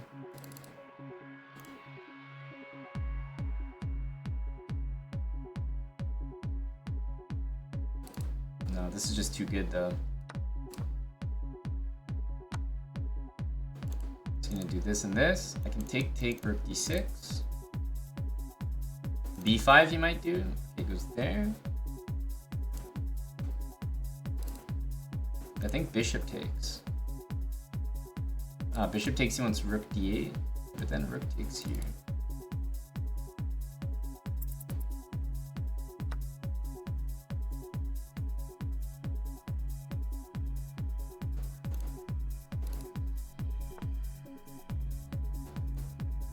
Okay, but now we just take everything.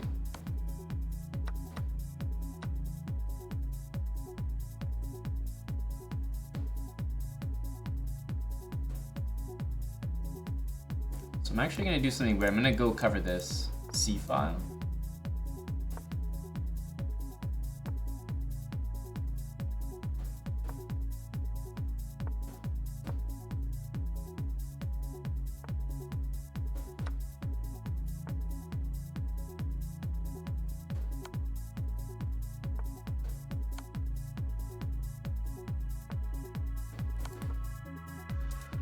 It's obviously not going to take it.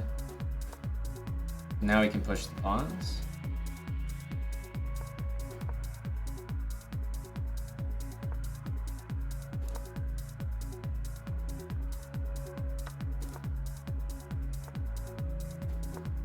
We should be way faster here.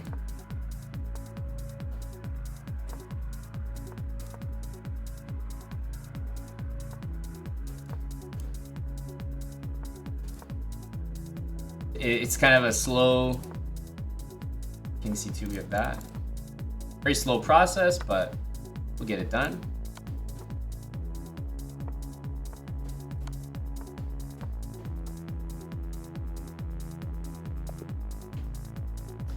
Get it done there. Let's go. Let's go. Talk about a KO.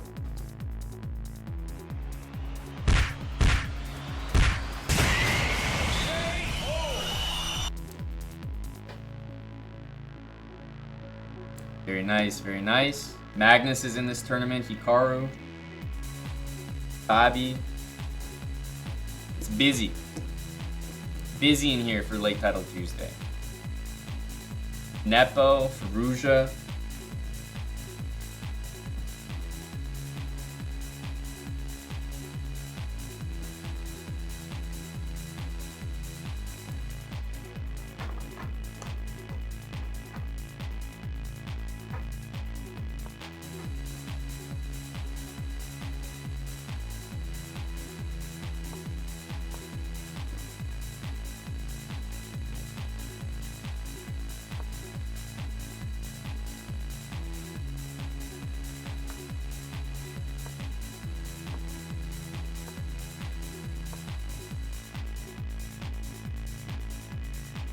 This is a sweaty game here.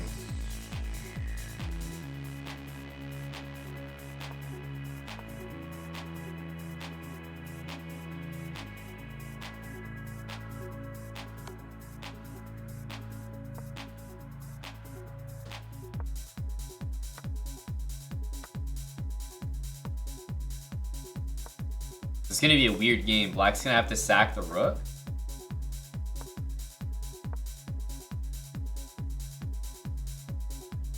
I don't even know what's happening here. After this, rook g6. Jeez, what a position here. Holy smokes.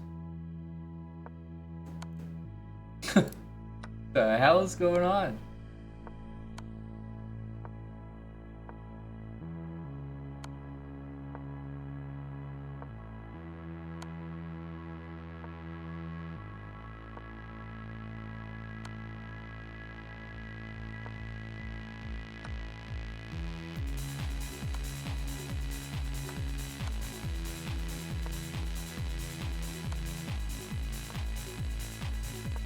He outplays.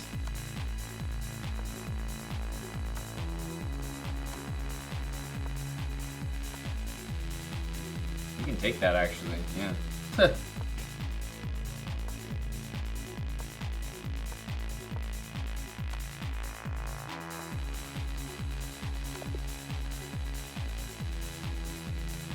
Damn, GG.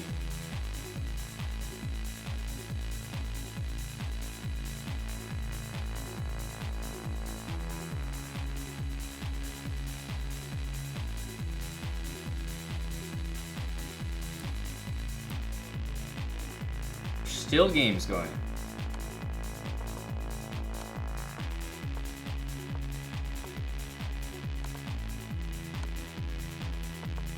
Oh, there was a knight b6 missed.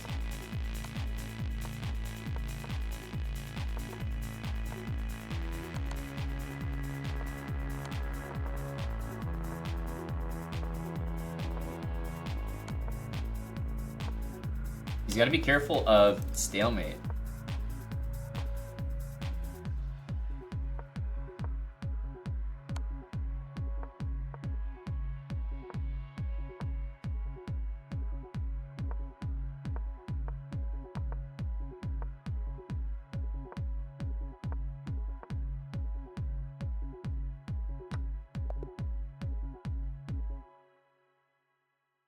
All right, on to the next one.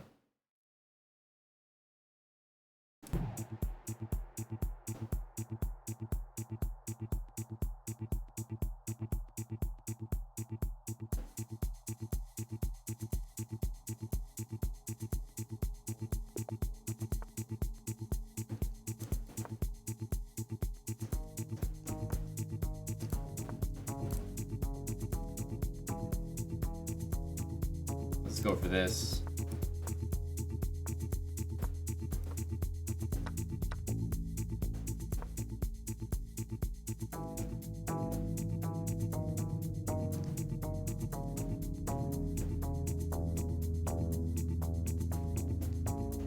D5, I'll go bishop b4. Okay, goes here. Maybe it's time for d5 ourselves.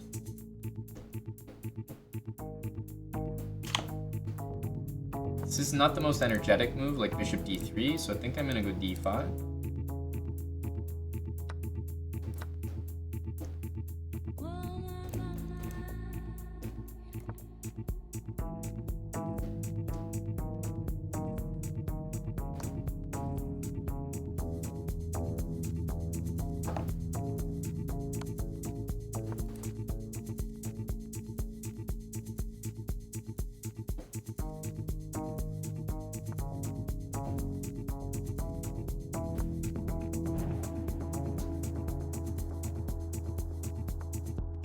Pretty sure this is supposed to be good for us.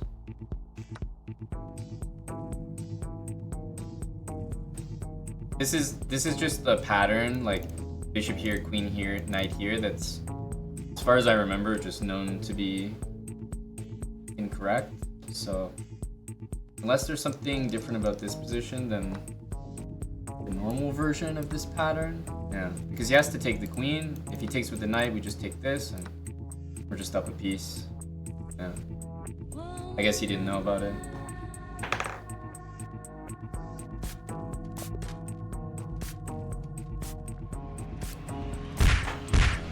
Because the only reason that I'm going to sit here and play a move like queen d7 super fast when it's obvious knight e5 is going to be the next move is if I know that it's okay. The thing is, this position is fine for white. It's completely fine. Like, he can play a bunch of moves here, but of course everybody wants to play this move.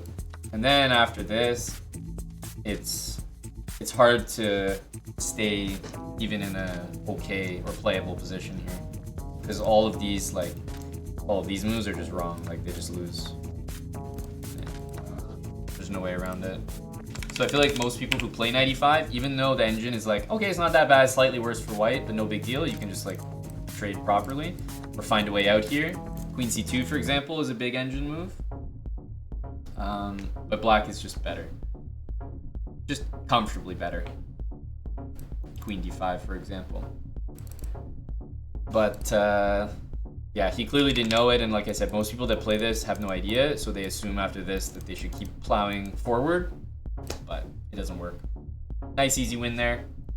Badkins, thanks for the 10 kick subs. And also, I mean, we were in the middle of it, but big shout out to Baz Maniac, getting the hype going earlier. 30 kick subs during our session with Mac. I'll be back. I really have to go to the bathroom, so that's a nice quick win to let us do that. But what'd you guys think of the session with Mac? He's very chill, easy to talk to, and very good at chess. So I think he's gonna win the whole thing. Let me know what you thought of the session. I'll be back in a sec.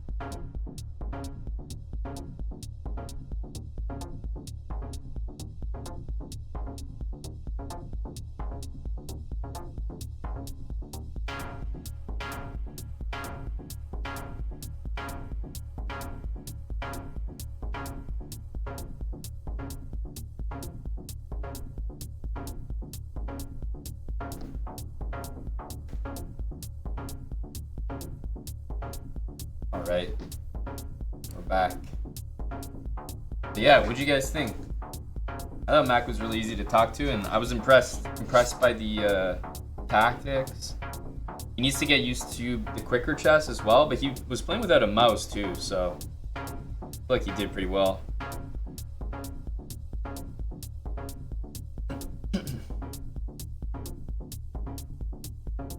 Hey, no worries, Badkins. Thanks a lot. I had a quick game, so.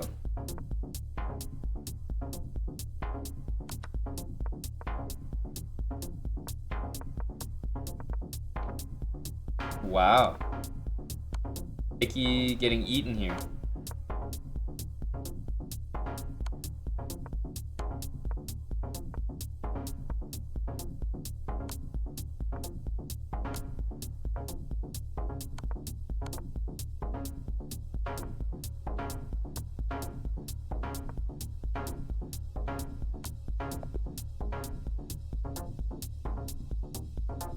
Damn.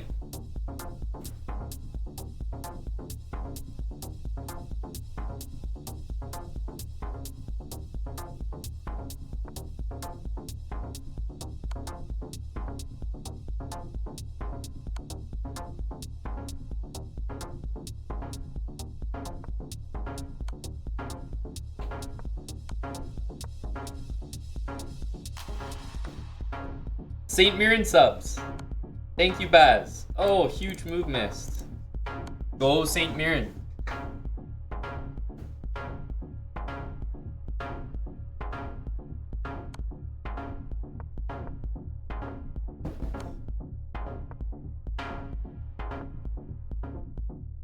Brian's defending pretty well here, I have to say.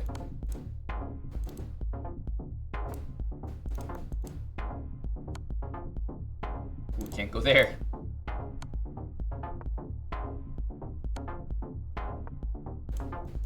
Okay, rook d5. Big king there.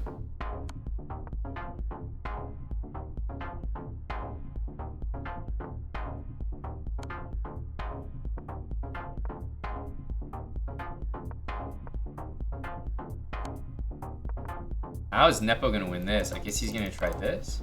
Alright, can't go there now.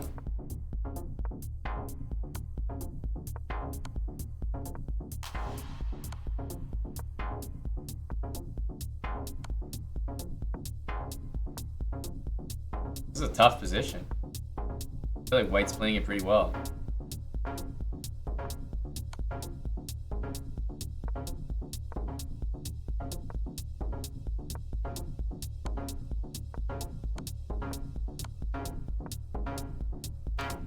Takes? Why didn't he take? How did that king get there? Now... Oh. Rook to f3 would be great. I'm not sure he can take that just yet. He wants to, though.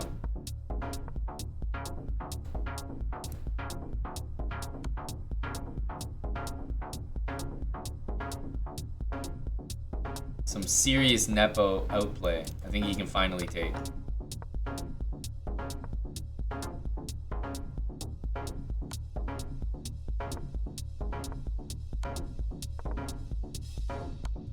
Jeez, what a fight.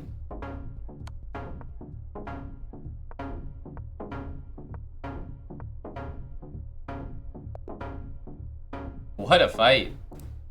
And that wasn't even the last game of the round. Holy.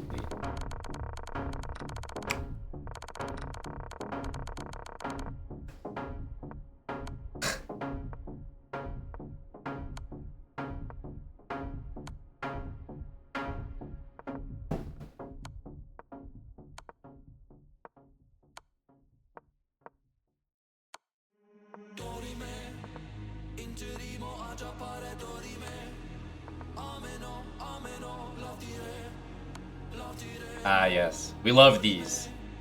Couple guys with 0 points just duking it out.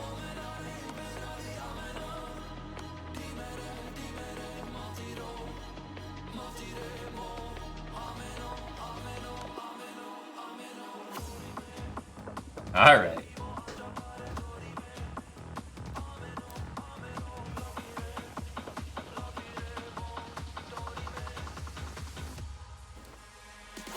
Let's go for the next one.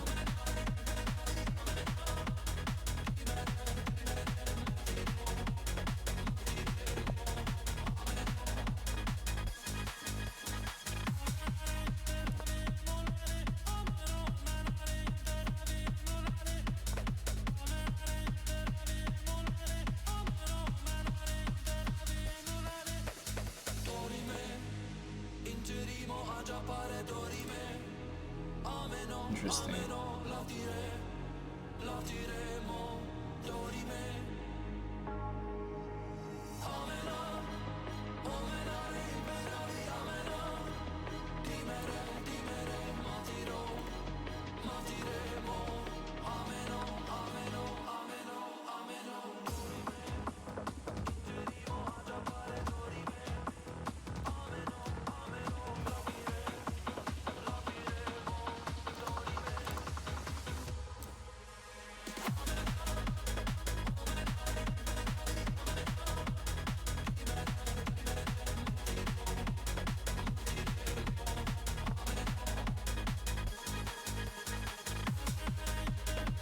So knight here, queen there is strong because king here loses the knight, and queen there, there's bishop b4.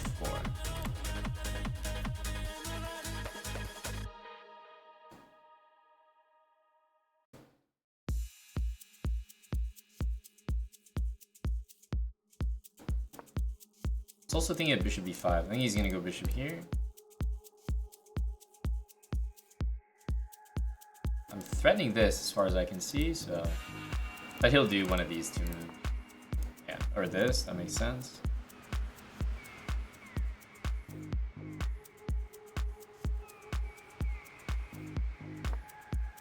I don't want to play knight e2 just yet. I will go here though. See if he wants to do that.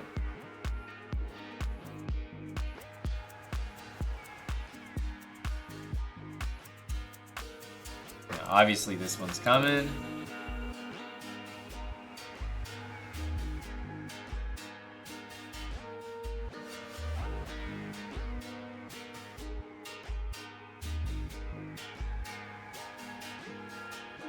Die Sonne steht tief, das Licht ist schwer und die Hitze drückt. Dein Telefon liegt zwischen Fischen im Meer und vibriert wie verrückt. Leg mir bitte irgendwer mal. Just go this, maybe g3. Ich genieße es so sehr, ich dreh den Stress in die Tonne. Leg mir bitte irgendwer mal. Can run our king to g2 or castle, but the rook can be pretty useful in the h file, I feel.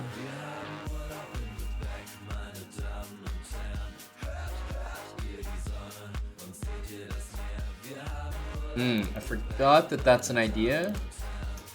You might need to do this.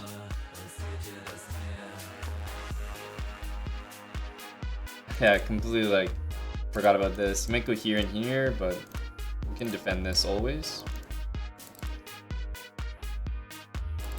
Could also go knight e5.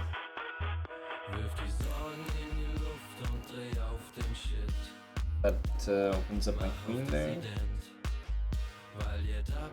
Okay, knight e5 almost for sure here. Because he played that. I think he'll go rook here. There goes knight back. Very strange. Ich dreh den Stress in die Tonne. Leg mir bitte irgendwer mal den Arm aus der Sonne. Ich genieße es so sehr. Ich dreh den Stress in die Tonne. Wir haben Urlaub in Lübeck. Might go knight e2 to f4. Wait and see what he does.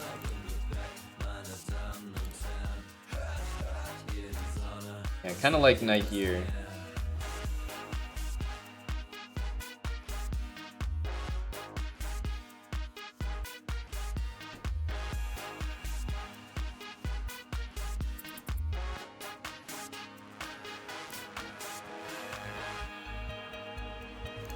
We'll start with this. It's actually probably not great.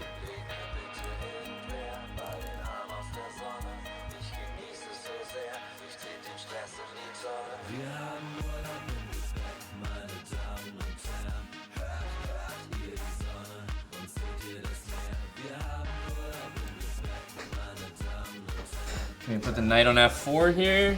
It's probably gonna move the bishop.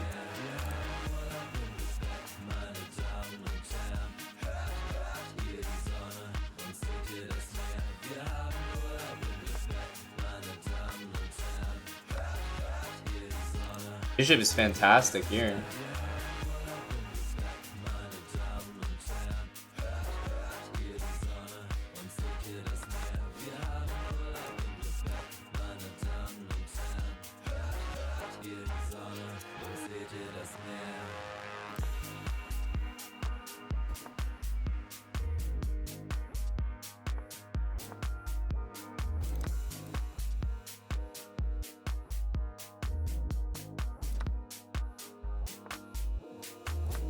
Oh, that's tricky by him. I couldn't take the rook there.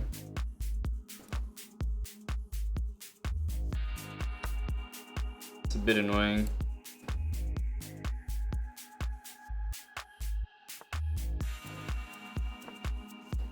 Okay, I get this. He should have given me a check first, I think.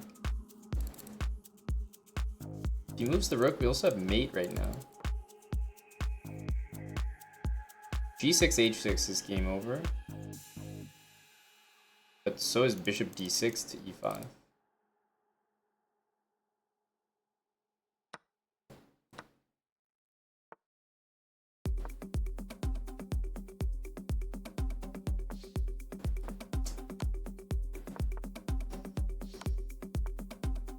Wow, that's annoying.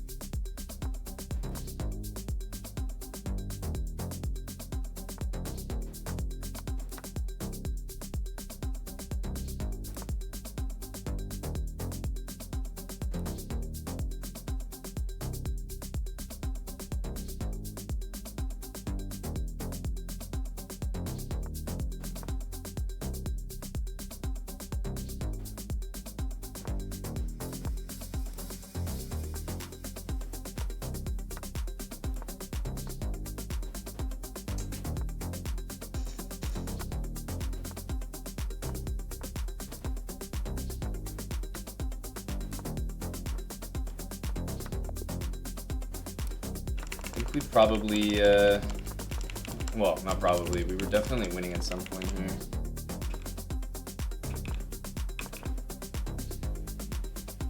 Had to be more accurate than I thought. Apparently this move is no good. How crazy is that? I guess my bishop was defending, so I needed to go here, but man, oh, that's tough to spot. Here. And then only win is actually d6. It's just so counterintuitive. Usually you want to push the pawns on the light squares, and the bishop and the king cover the other square. But here you actually push on the dark squares, but it's because you get that. Everything was kind of... But I mean, the fact that I had a win in this endgame is ludicrous. Like, the outplay that I managed here is crazy. It's almost a shame not to win, because like, this is the most dead-drawn, useless position ever. But then somehow we like, I feel like it's just insane to me to have any winning chances here. Ugh, I'm annoyed. I guess it was smarter maybe to play king e5, and then d5, and then king back, and then e5, and then e6. I honestly just thought this was all winning. But it just works. Just works. Okay, how did these pairings work? I feel like this has happened before. I feel like this has happened before. Sometimes, somehow you draw, and you get a harder pairing.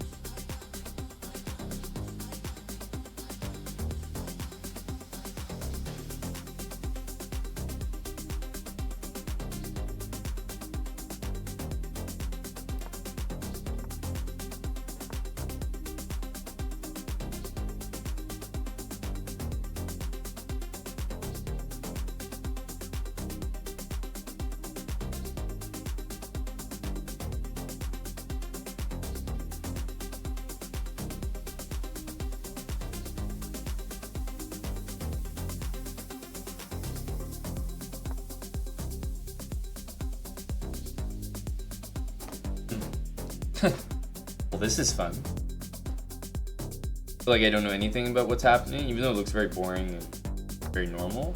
I feel like I don't know anything about what's going on, and the opposite can be said about our buddy over here, Mr. Bok.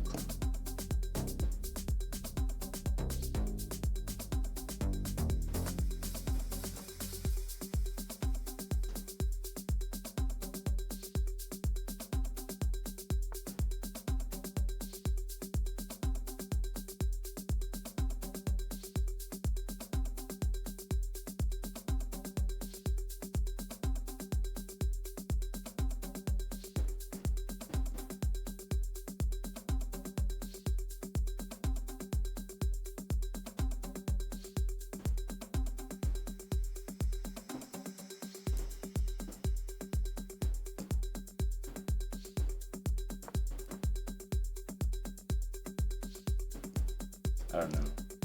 This, knight b3.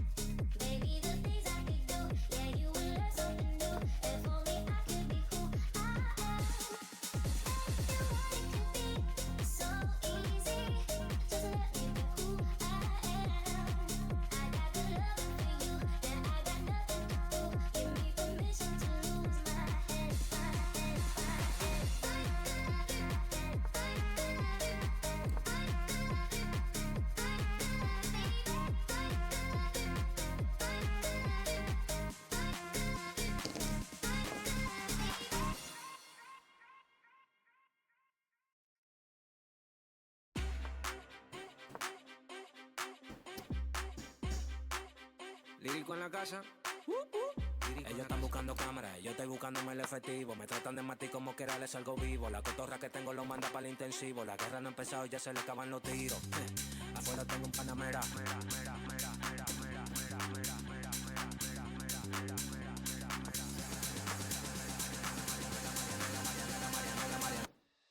Salimos para la carretera, la gente a mí me pregunta y yo le digo que yo estoy en Marianela, Marianela, Marianela, Marianela, Marianela, Marianela, Marianela, Marianela, Marianela, Marianela, Marianela, Marianela, Marianela, Marianela, y yo le digo que yo estoy en Marianela, Marianela, Marianela, Marianela, Marianela, Marianela, Marianela, Marianela, Marianela. I feel like every time they block, the same thing happens. This doesn't look like a very remarkable opening, but I mean, I just don't know what's going on. I feel like he's very booked up, even though this is like pretty much a nothing opening. Even here, I'm not doing too poorly, even though I blundered this pawn. But I needed to bring this knight back, which was my whole plan, but I thought to play rook b1, and then I saw this, and I was like, oh, let me just stop that. But then c5 is really nasty here. Because now I can't really stop c4, and then everything happens. So I just got a really bad position because of that. But I don't think I do well against Bach in general, because I feel like he's so well prepared that I always get down like 2 minutes in the opening. I'm like, I don't know what's going on here, dude. And I know you do. feel like I have a terrible score against Bach as a result. Yeah, here we kind of like not made a comeback, but this was a blunder. But like we had a bit of pressure on this spawn.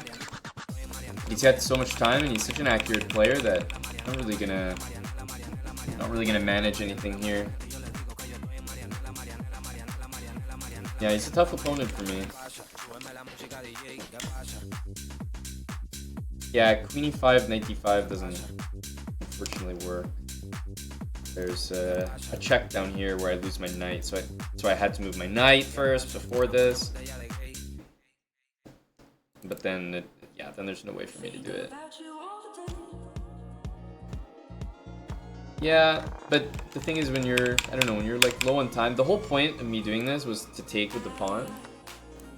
But then you start to convince yourself like, oh, okay, well here, black can just like gang up on the pawn. And maybe put the knight on d6 to guard this. And so I'm like, okay, you know, is this the way or is it actually rook takes? I don't know, they're both fine moves. In my opinion, b takes is better, but I was like, okay, this could be a little harder to hold than this, which looked impossible for him to attack. But I mean, I think we made a fine decision. Just I didn't have a move here. I needed to go, and we just blitzed out this and blundered the pawn.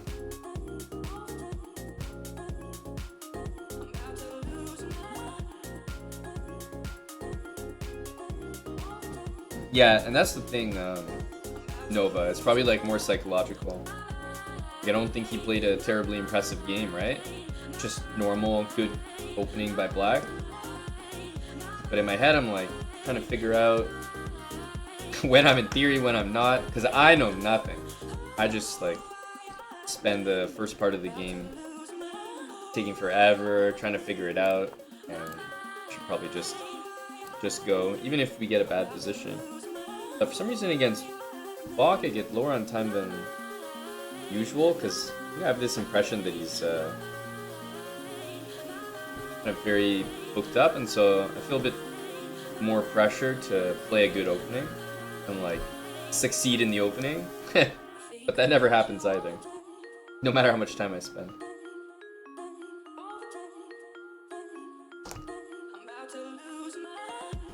I still don't know how I'm paired with Bach with 2.5 points. That's kind of a troll. I mean, that's the worst part. I guess we have a break right now. That's why there's no game.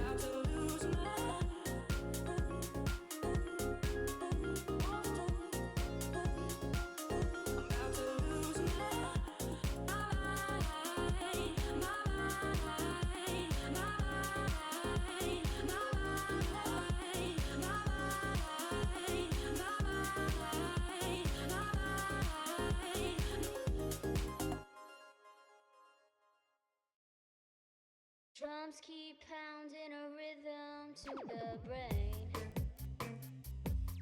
La da da da dee.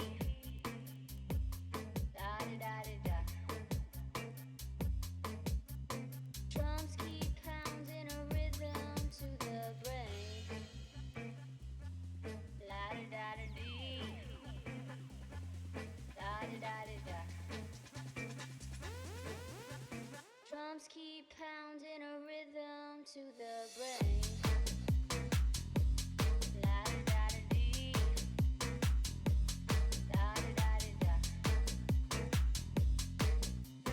Drums keep pounding a rhythm to the Thanks, Paul. Paul JB. Cheers, buddy.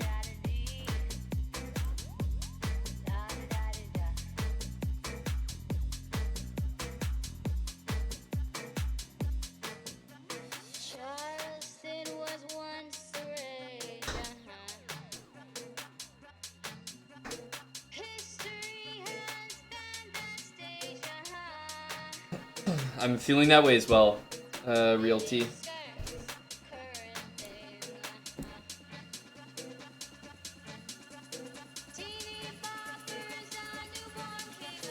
Drums keep pounding a rhythm to the brain. La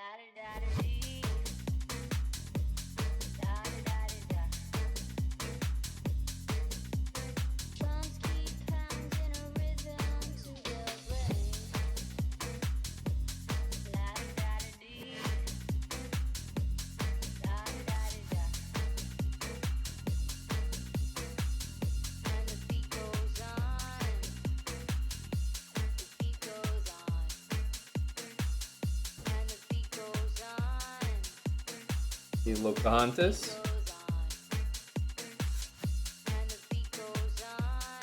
Yeah, we're just on a break right now. Magnus is 4 out of 4. We're on 2.5. Bit of a weird square.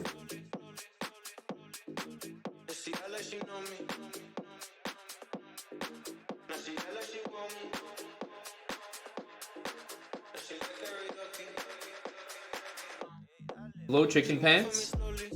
How about them stars indeed?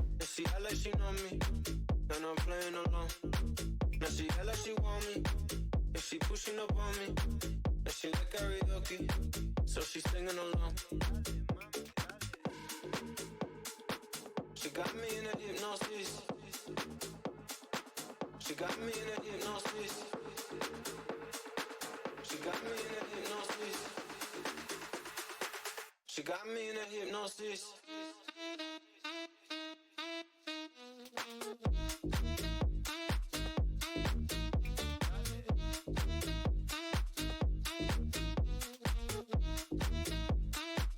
She got me in a hypnosis.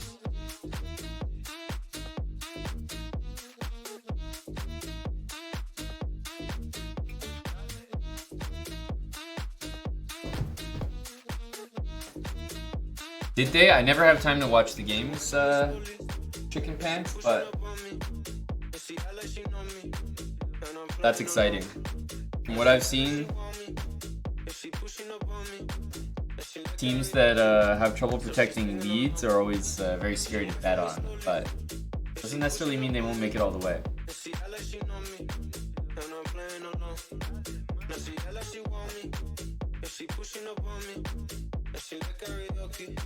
So she's singing along. She got me in a hypnosis. She got me in a hypnosis. She got me in a hypnosis. She got me in a hypnosis.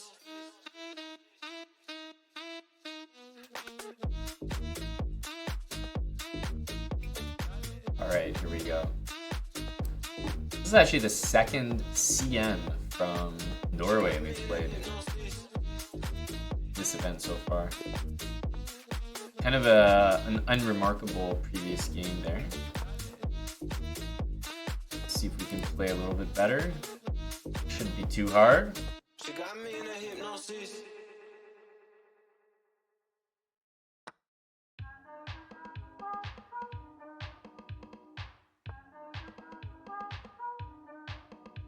You never really know like what goes on with this stuff. I guess it's theory. Like...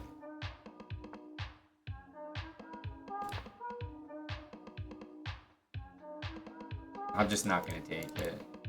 I just don't know what happens there. Like whatever. Hopefully this is fine.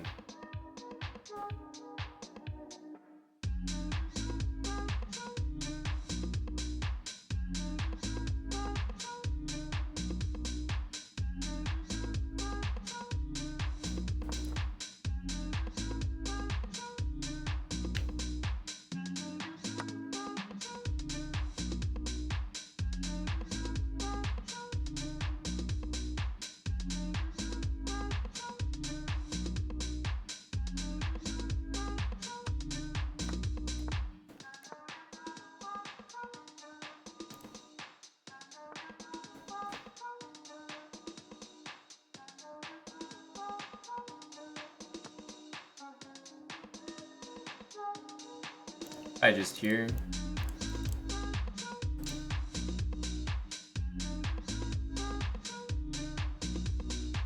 What about this?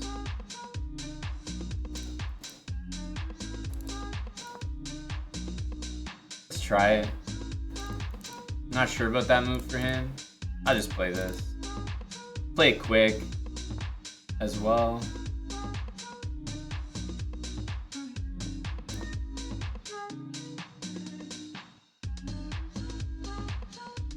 Thing is, if he goes back, like I'm not sure I'm taking that, so I'm just hoping to trip him up here and like I don't know, make him think that the knight's trapped or something. Queen d6. You might want this with rook takes, so queen d6 defends everything. d5, we can take it. Still trying to trap that. Yeah, so he's going d5 for sure. So for example, can we go like knight e7? Like I just want to trap the knight. Knight a5 also looks kind of good. Have to be a little careful about my back rank though.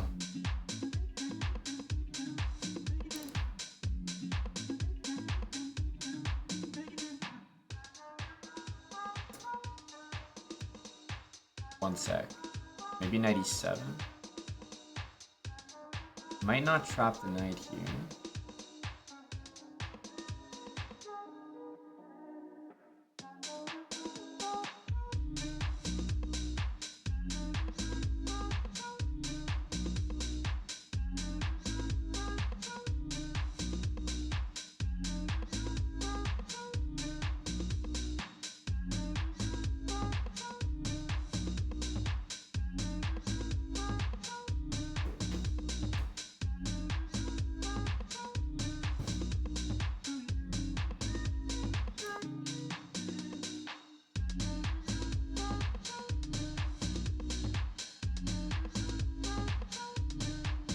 Not sure we're trapping this thing.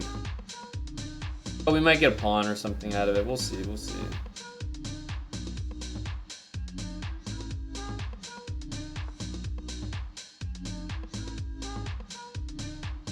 Here, queen f3.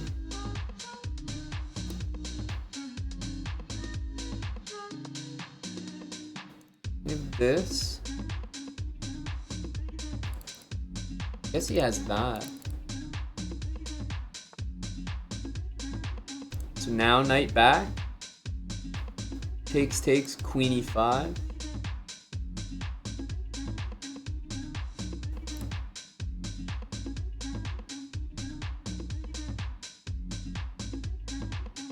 I'm like all in on this trap, which is so classic that if it doesn't work, then you're like, fuck.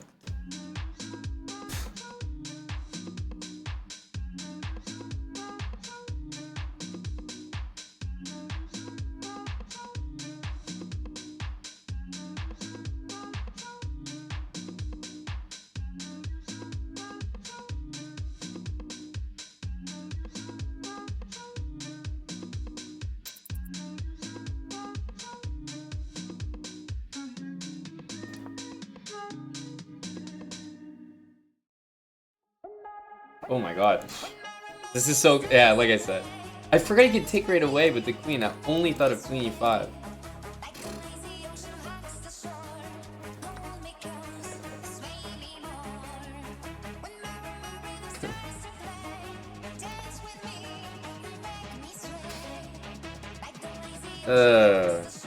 Yeah, but it's really common. Spend all your time like focusing on this trap, you get so like bogged down.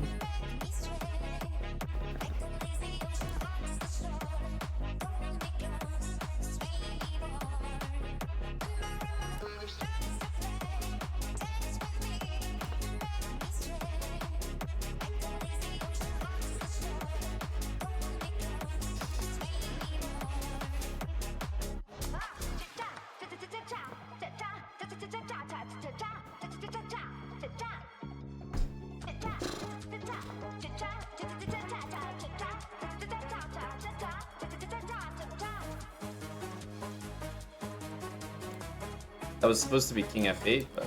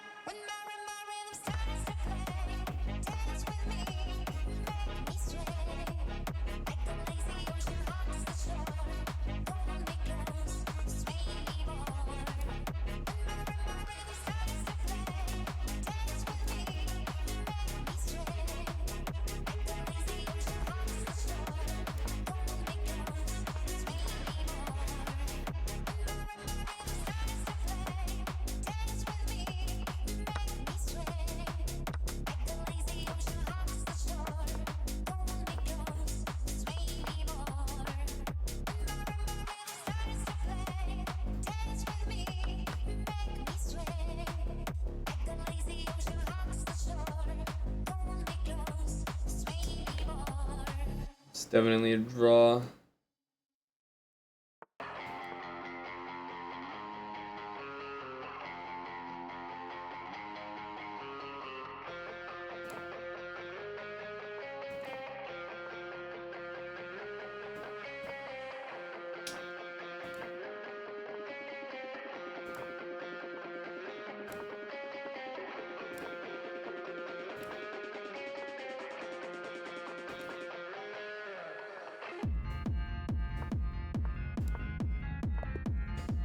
Has just nothing to do.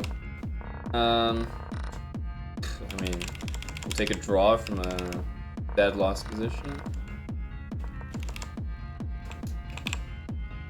Yeah, I guess I can't win the night, but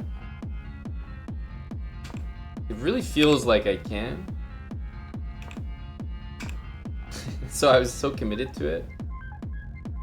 And then you get so bogged down thinking about this one trap. Like, how can I trap this piece that you...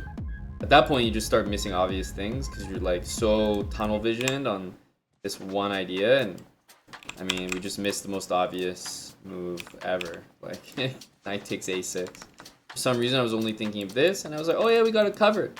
I can play bishop b7 here. That's what I was thinking. And then the knight's like hard to get out. Even here, white can probably like try to keep it, but man.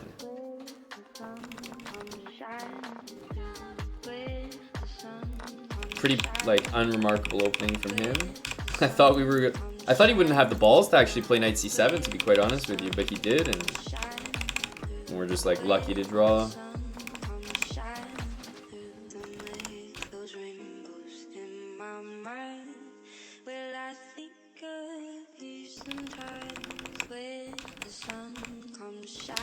Yeah, I mean, he should have like, I think he could have done a bit better here.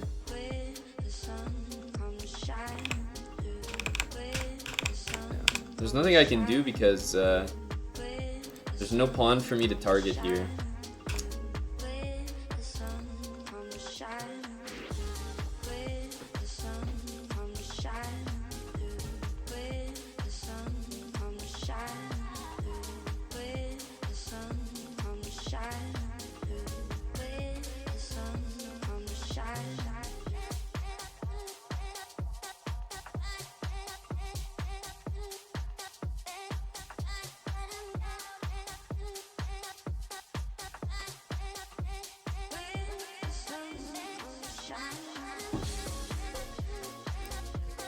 Alright, at least the only redeeming thing from all that is that we don't have half a point anymore.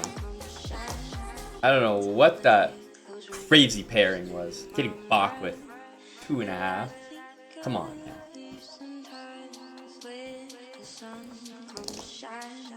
So we evened ourselves up at a solid 3.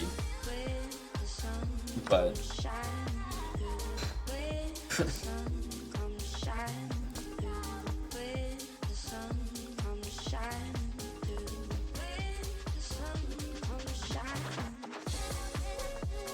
not playing well. Here's C65, a bit annoying.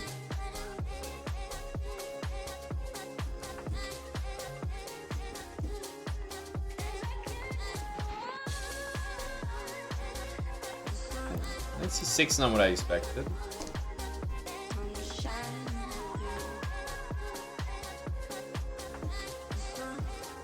I think C65 would be pretty good for black.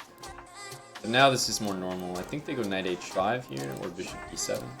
Well, knight d7, knight c5, a5 is another idea. Don't think that's a move. Don't think that's a move. If he tries to go for this now, I don't think it's as good. It was a6. So much something else.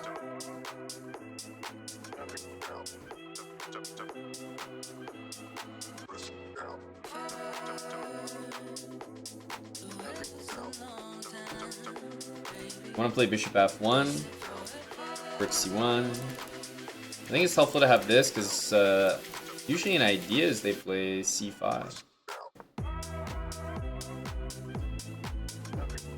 This rook feels very awkward and the knight very loose, so I definitely need rook c1.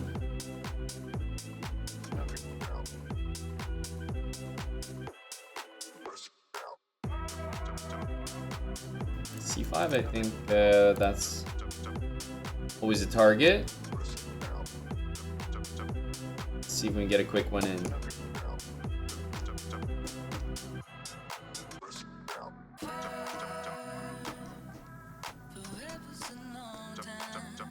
Yeah, that's definitely a good spot for us.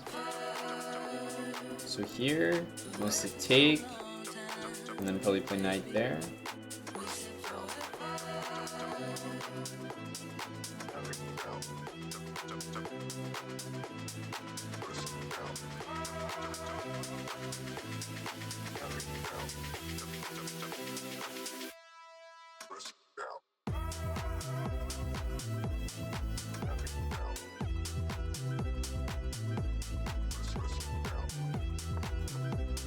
Big stakes 97. Big stakes 95. Okay, I think this is very good for white. This is a threat. b4 covers that, and bishop b5 if a5. I know it doesn't look proper.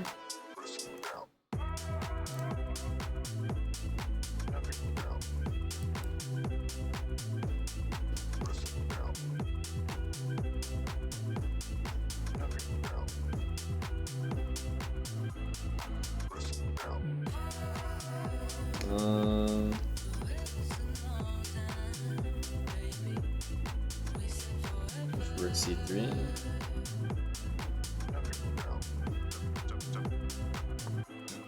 a5, then bishop b5. Take the knight, and I think we triple up here.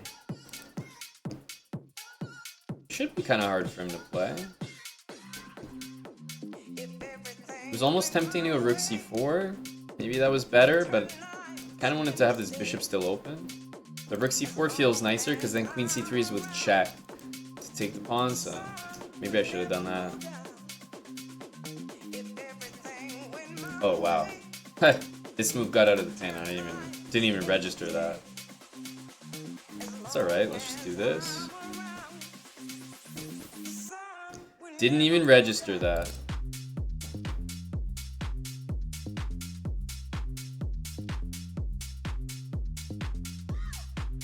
I probably should be playing this check, by the way.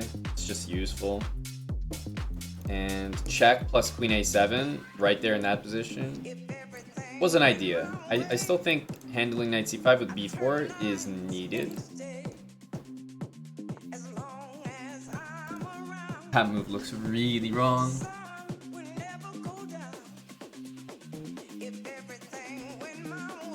What the? So bishop here.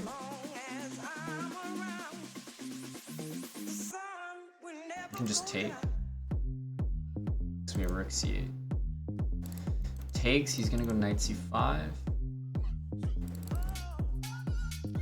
That should always be fine.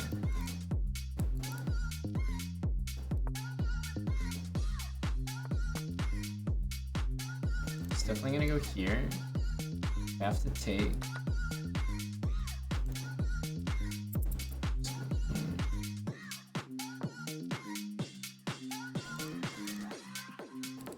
It's probably gonna go one of these squares, and I think we go queen c3.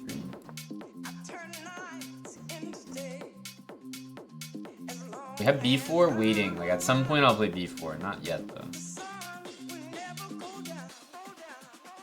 If I play bishop c6 and the rook leaves, then I'll play b4, because then he can't go back to the a file. What?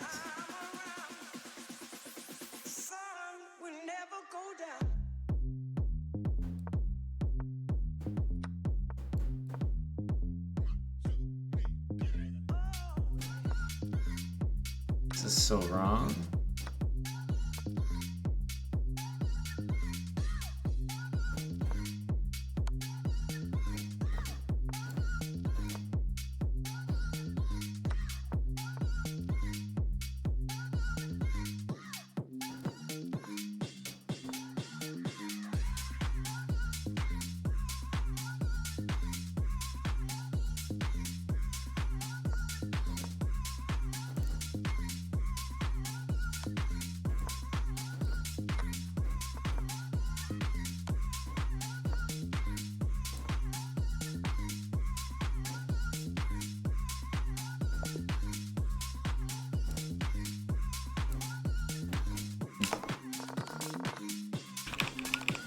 I know this looked like we just hung a piece, but it's definitely not. It's definitely not the case.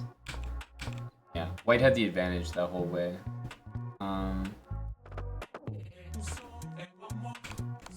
it's actually just winning for white. Black's pieces don't really coordinate very well, but I shouldn't have allowed it. Here I should probably have just maybe taken, just because this is no good. That just loses. Went here, and I don't know why we rushed this. Like, I should just bring the king in. And it's such an easy win. Bishop a4 was very unnecessary because we have to cover knight e2, and then he gets knight b5, and this is all wrong.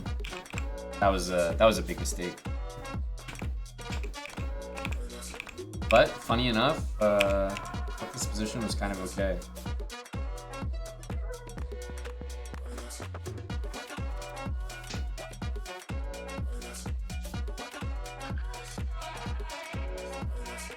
Covers it in his English book. Interesting.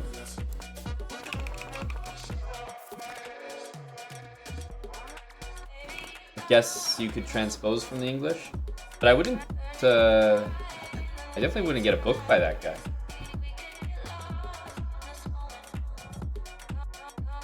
But I would read one of his X posts. Yep, that much I would do.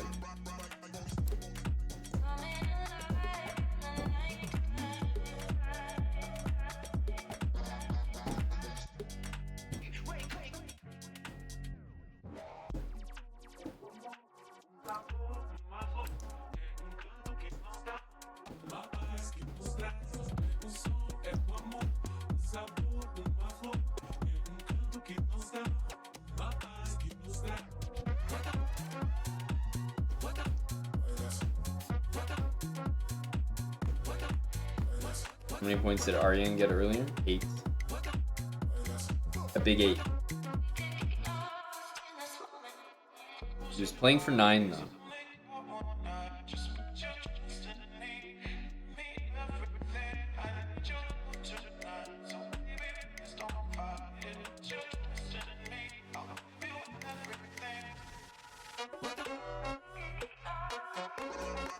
I feel like DLM's comment was missing like the punchline. No name chess player from the internet, maybe?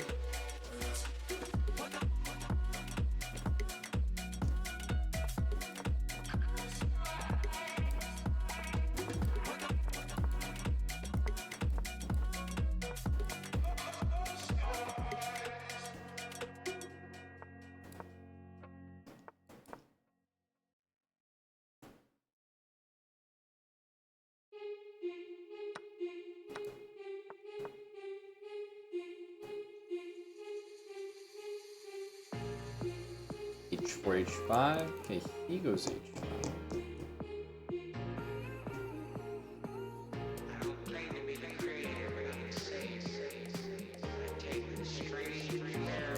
Actually, maybe F4 is the move here.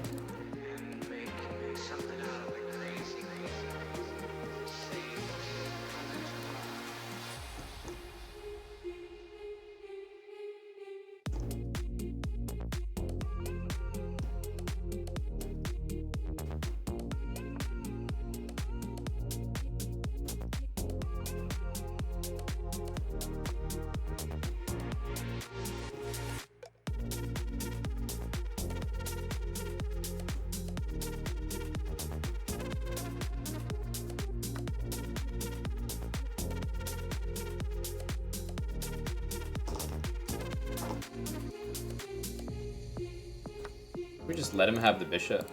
Castle, take it. Try to play on the dark squares.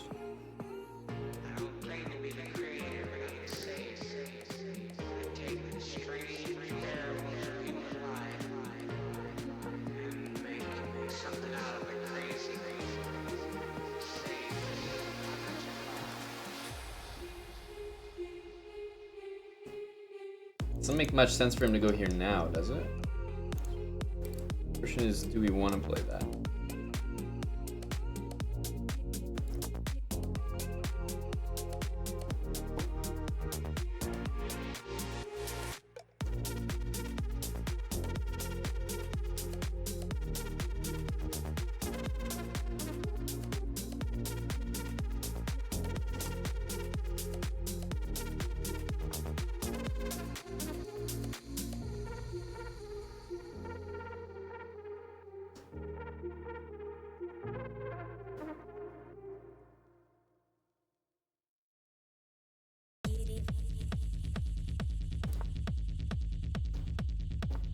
definitely wants to go here, but I don't really think it should be that dangerous.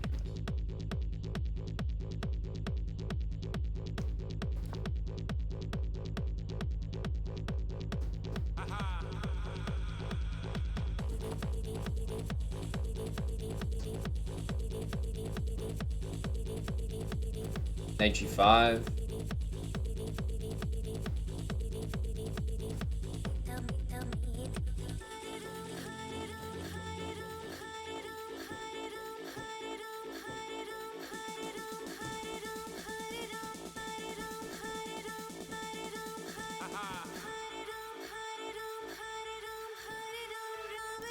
Knight here, rook d1.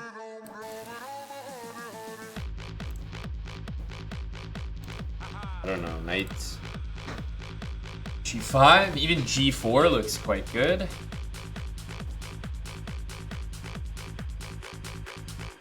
Just feels like it's mate.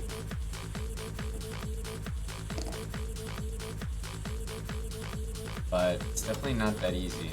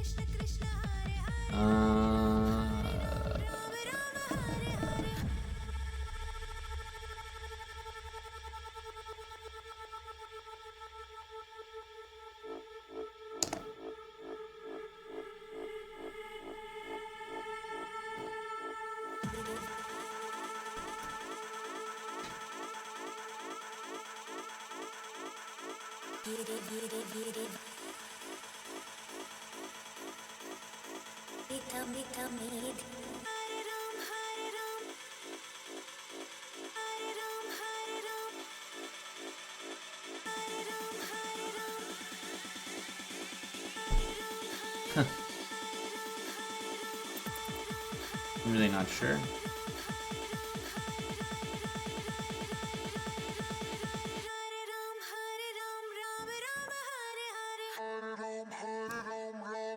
Feels like it should be mate. It's a couple moves from mate. That's not quite.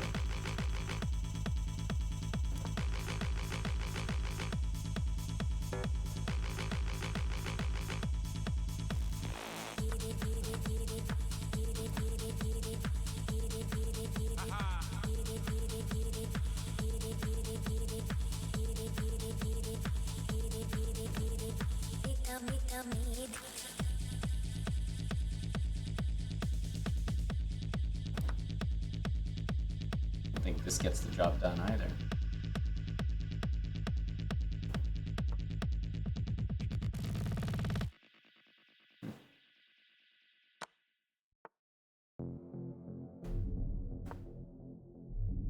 Yeah, rook c6.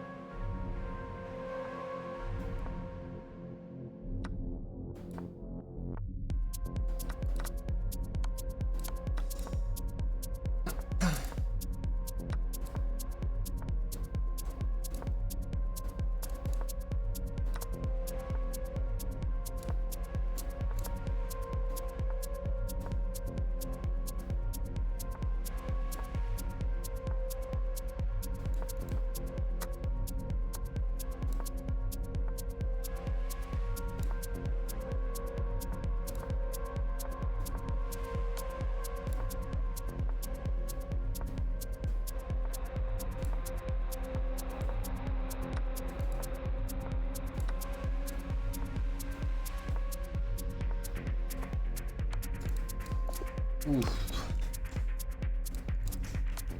Games like this always really annoy me. People just play so bad, and they're like on the verge of mate, but there's no mate. Like, how is not completely winning? Because there's so many like knight g5, queen takes h5 temptations. I should have taken this to do the sacrifice well, but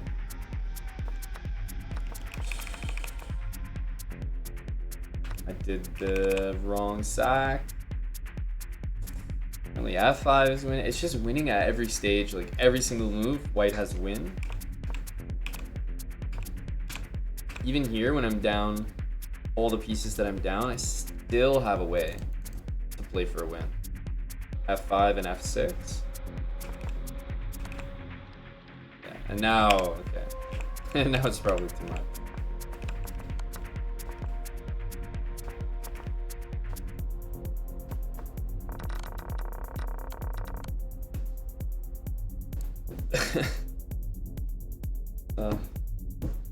Any chat facts? Yeah, there's just not much to do. If I don't see the win, I'm gonna end up losing. That's by no means how that position is supposed to go, but very typical for myself. Like, the position is just that good. I always end up sitting there, like, trying to figure out how can this guy play chess this way.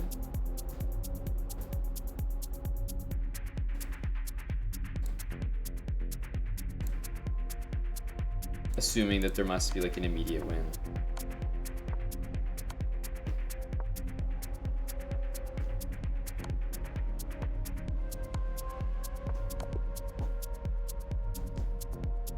I think that's the last one.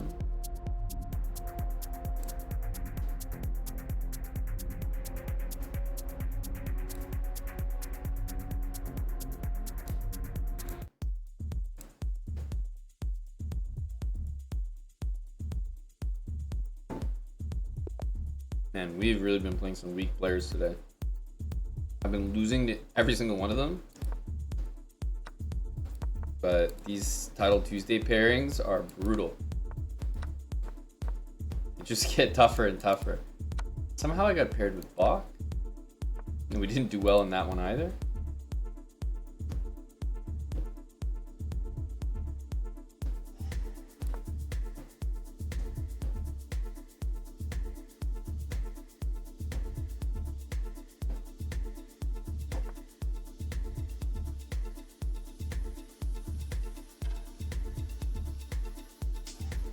F3.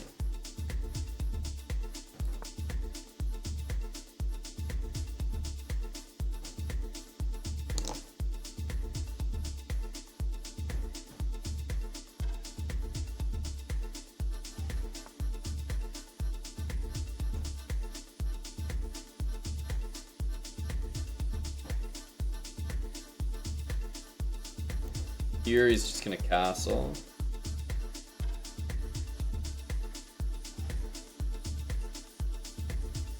We could try bishop d4, but I don't think that's really how we're supposed to play.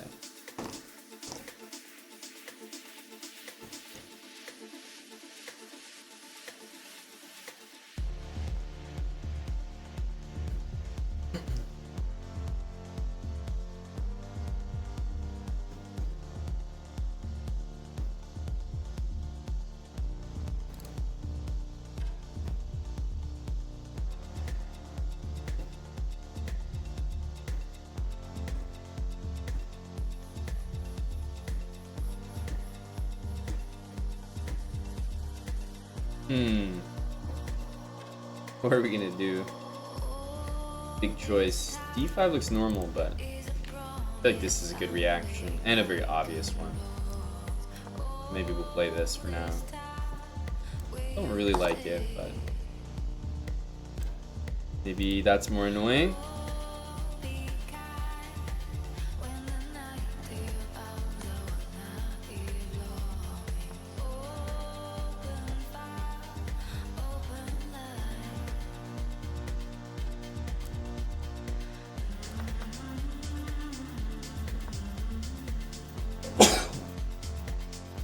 Wow, that was a weird experience. It's very hard to sneeze with glasses on. What the hell?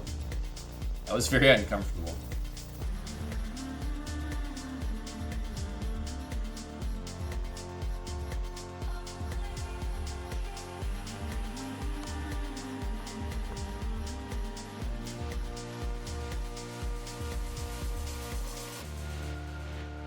I think we're in an okay spot here. Yeah, this is the only thing we kind of watch out for. H4. Wow.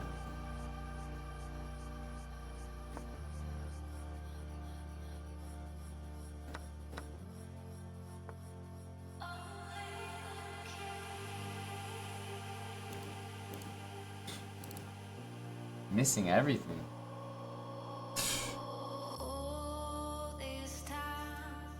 Jeez.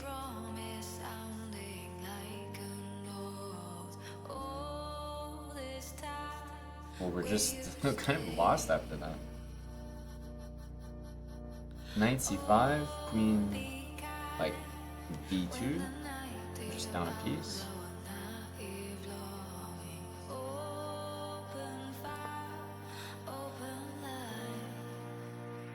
Wow.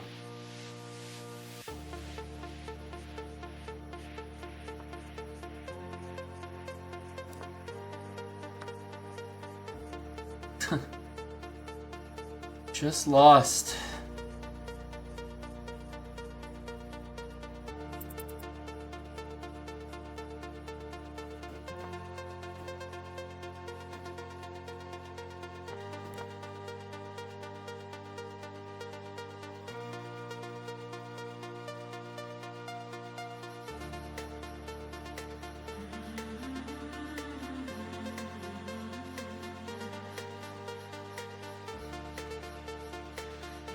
Man, that's annoying.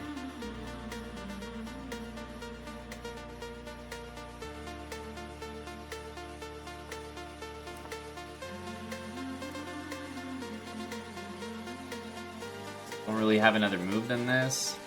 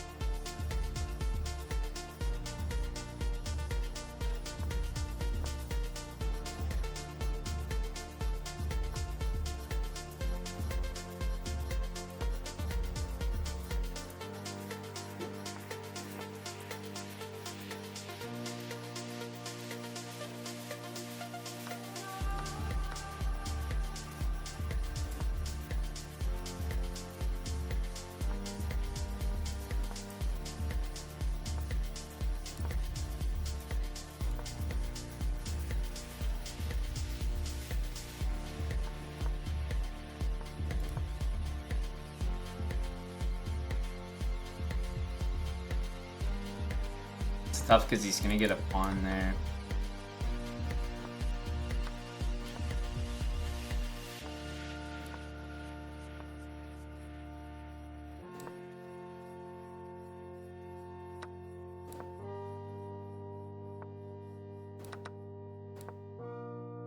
This pawn renders one of my rooks essentially completely useless, so kind of lost here.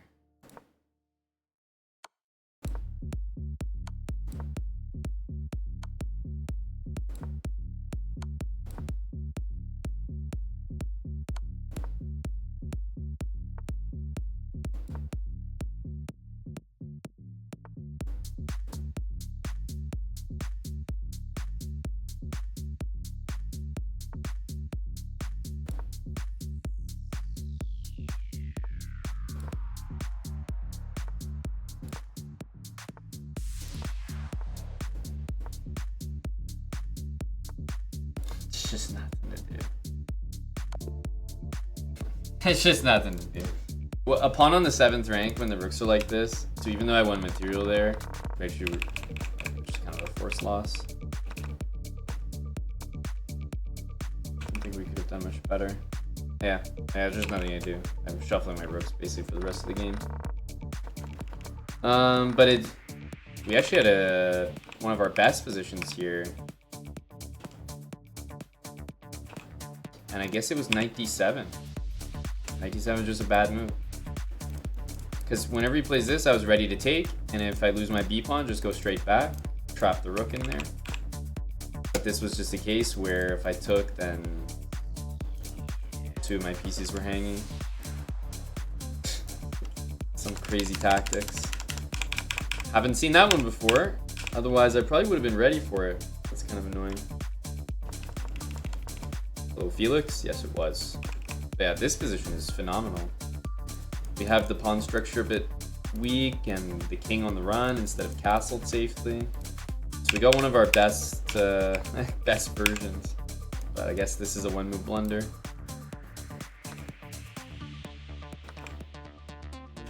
That's tough.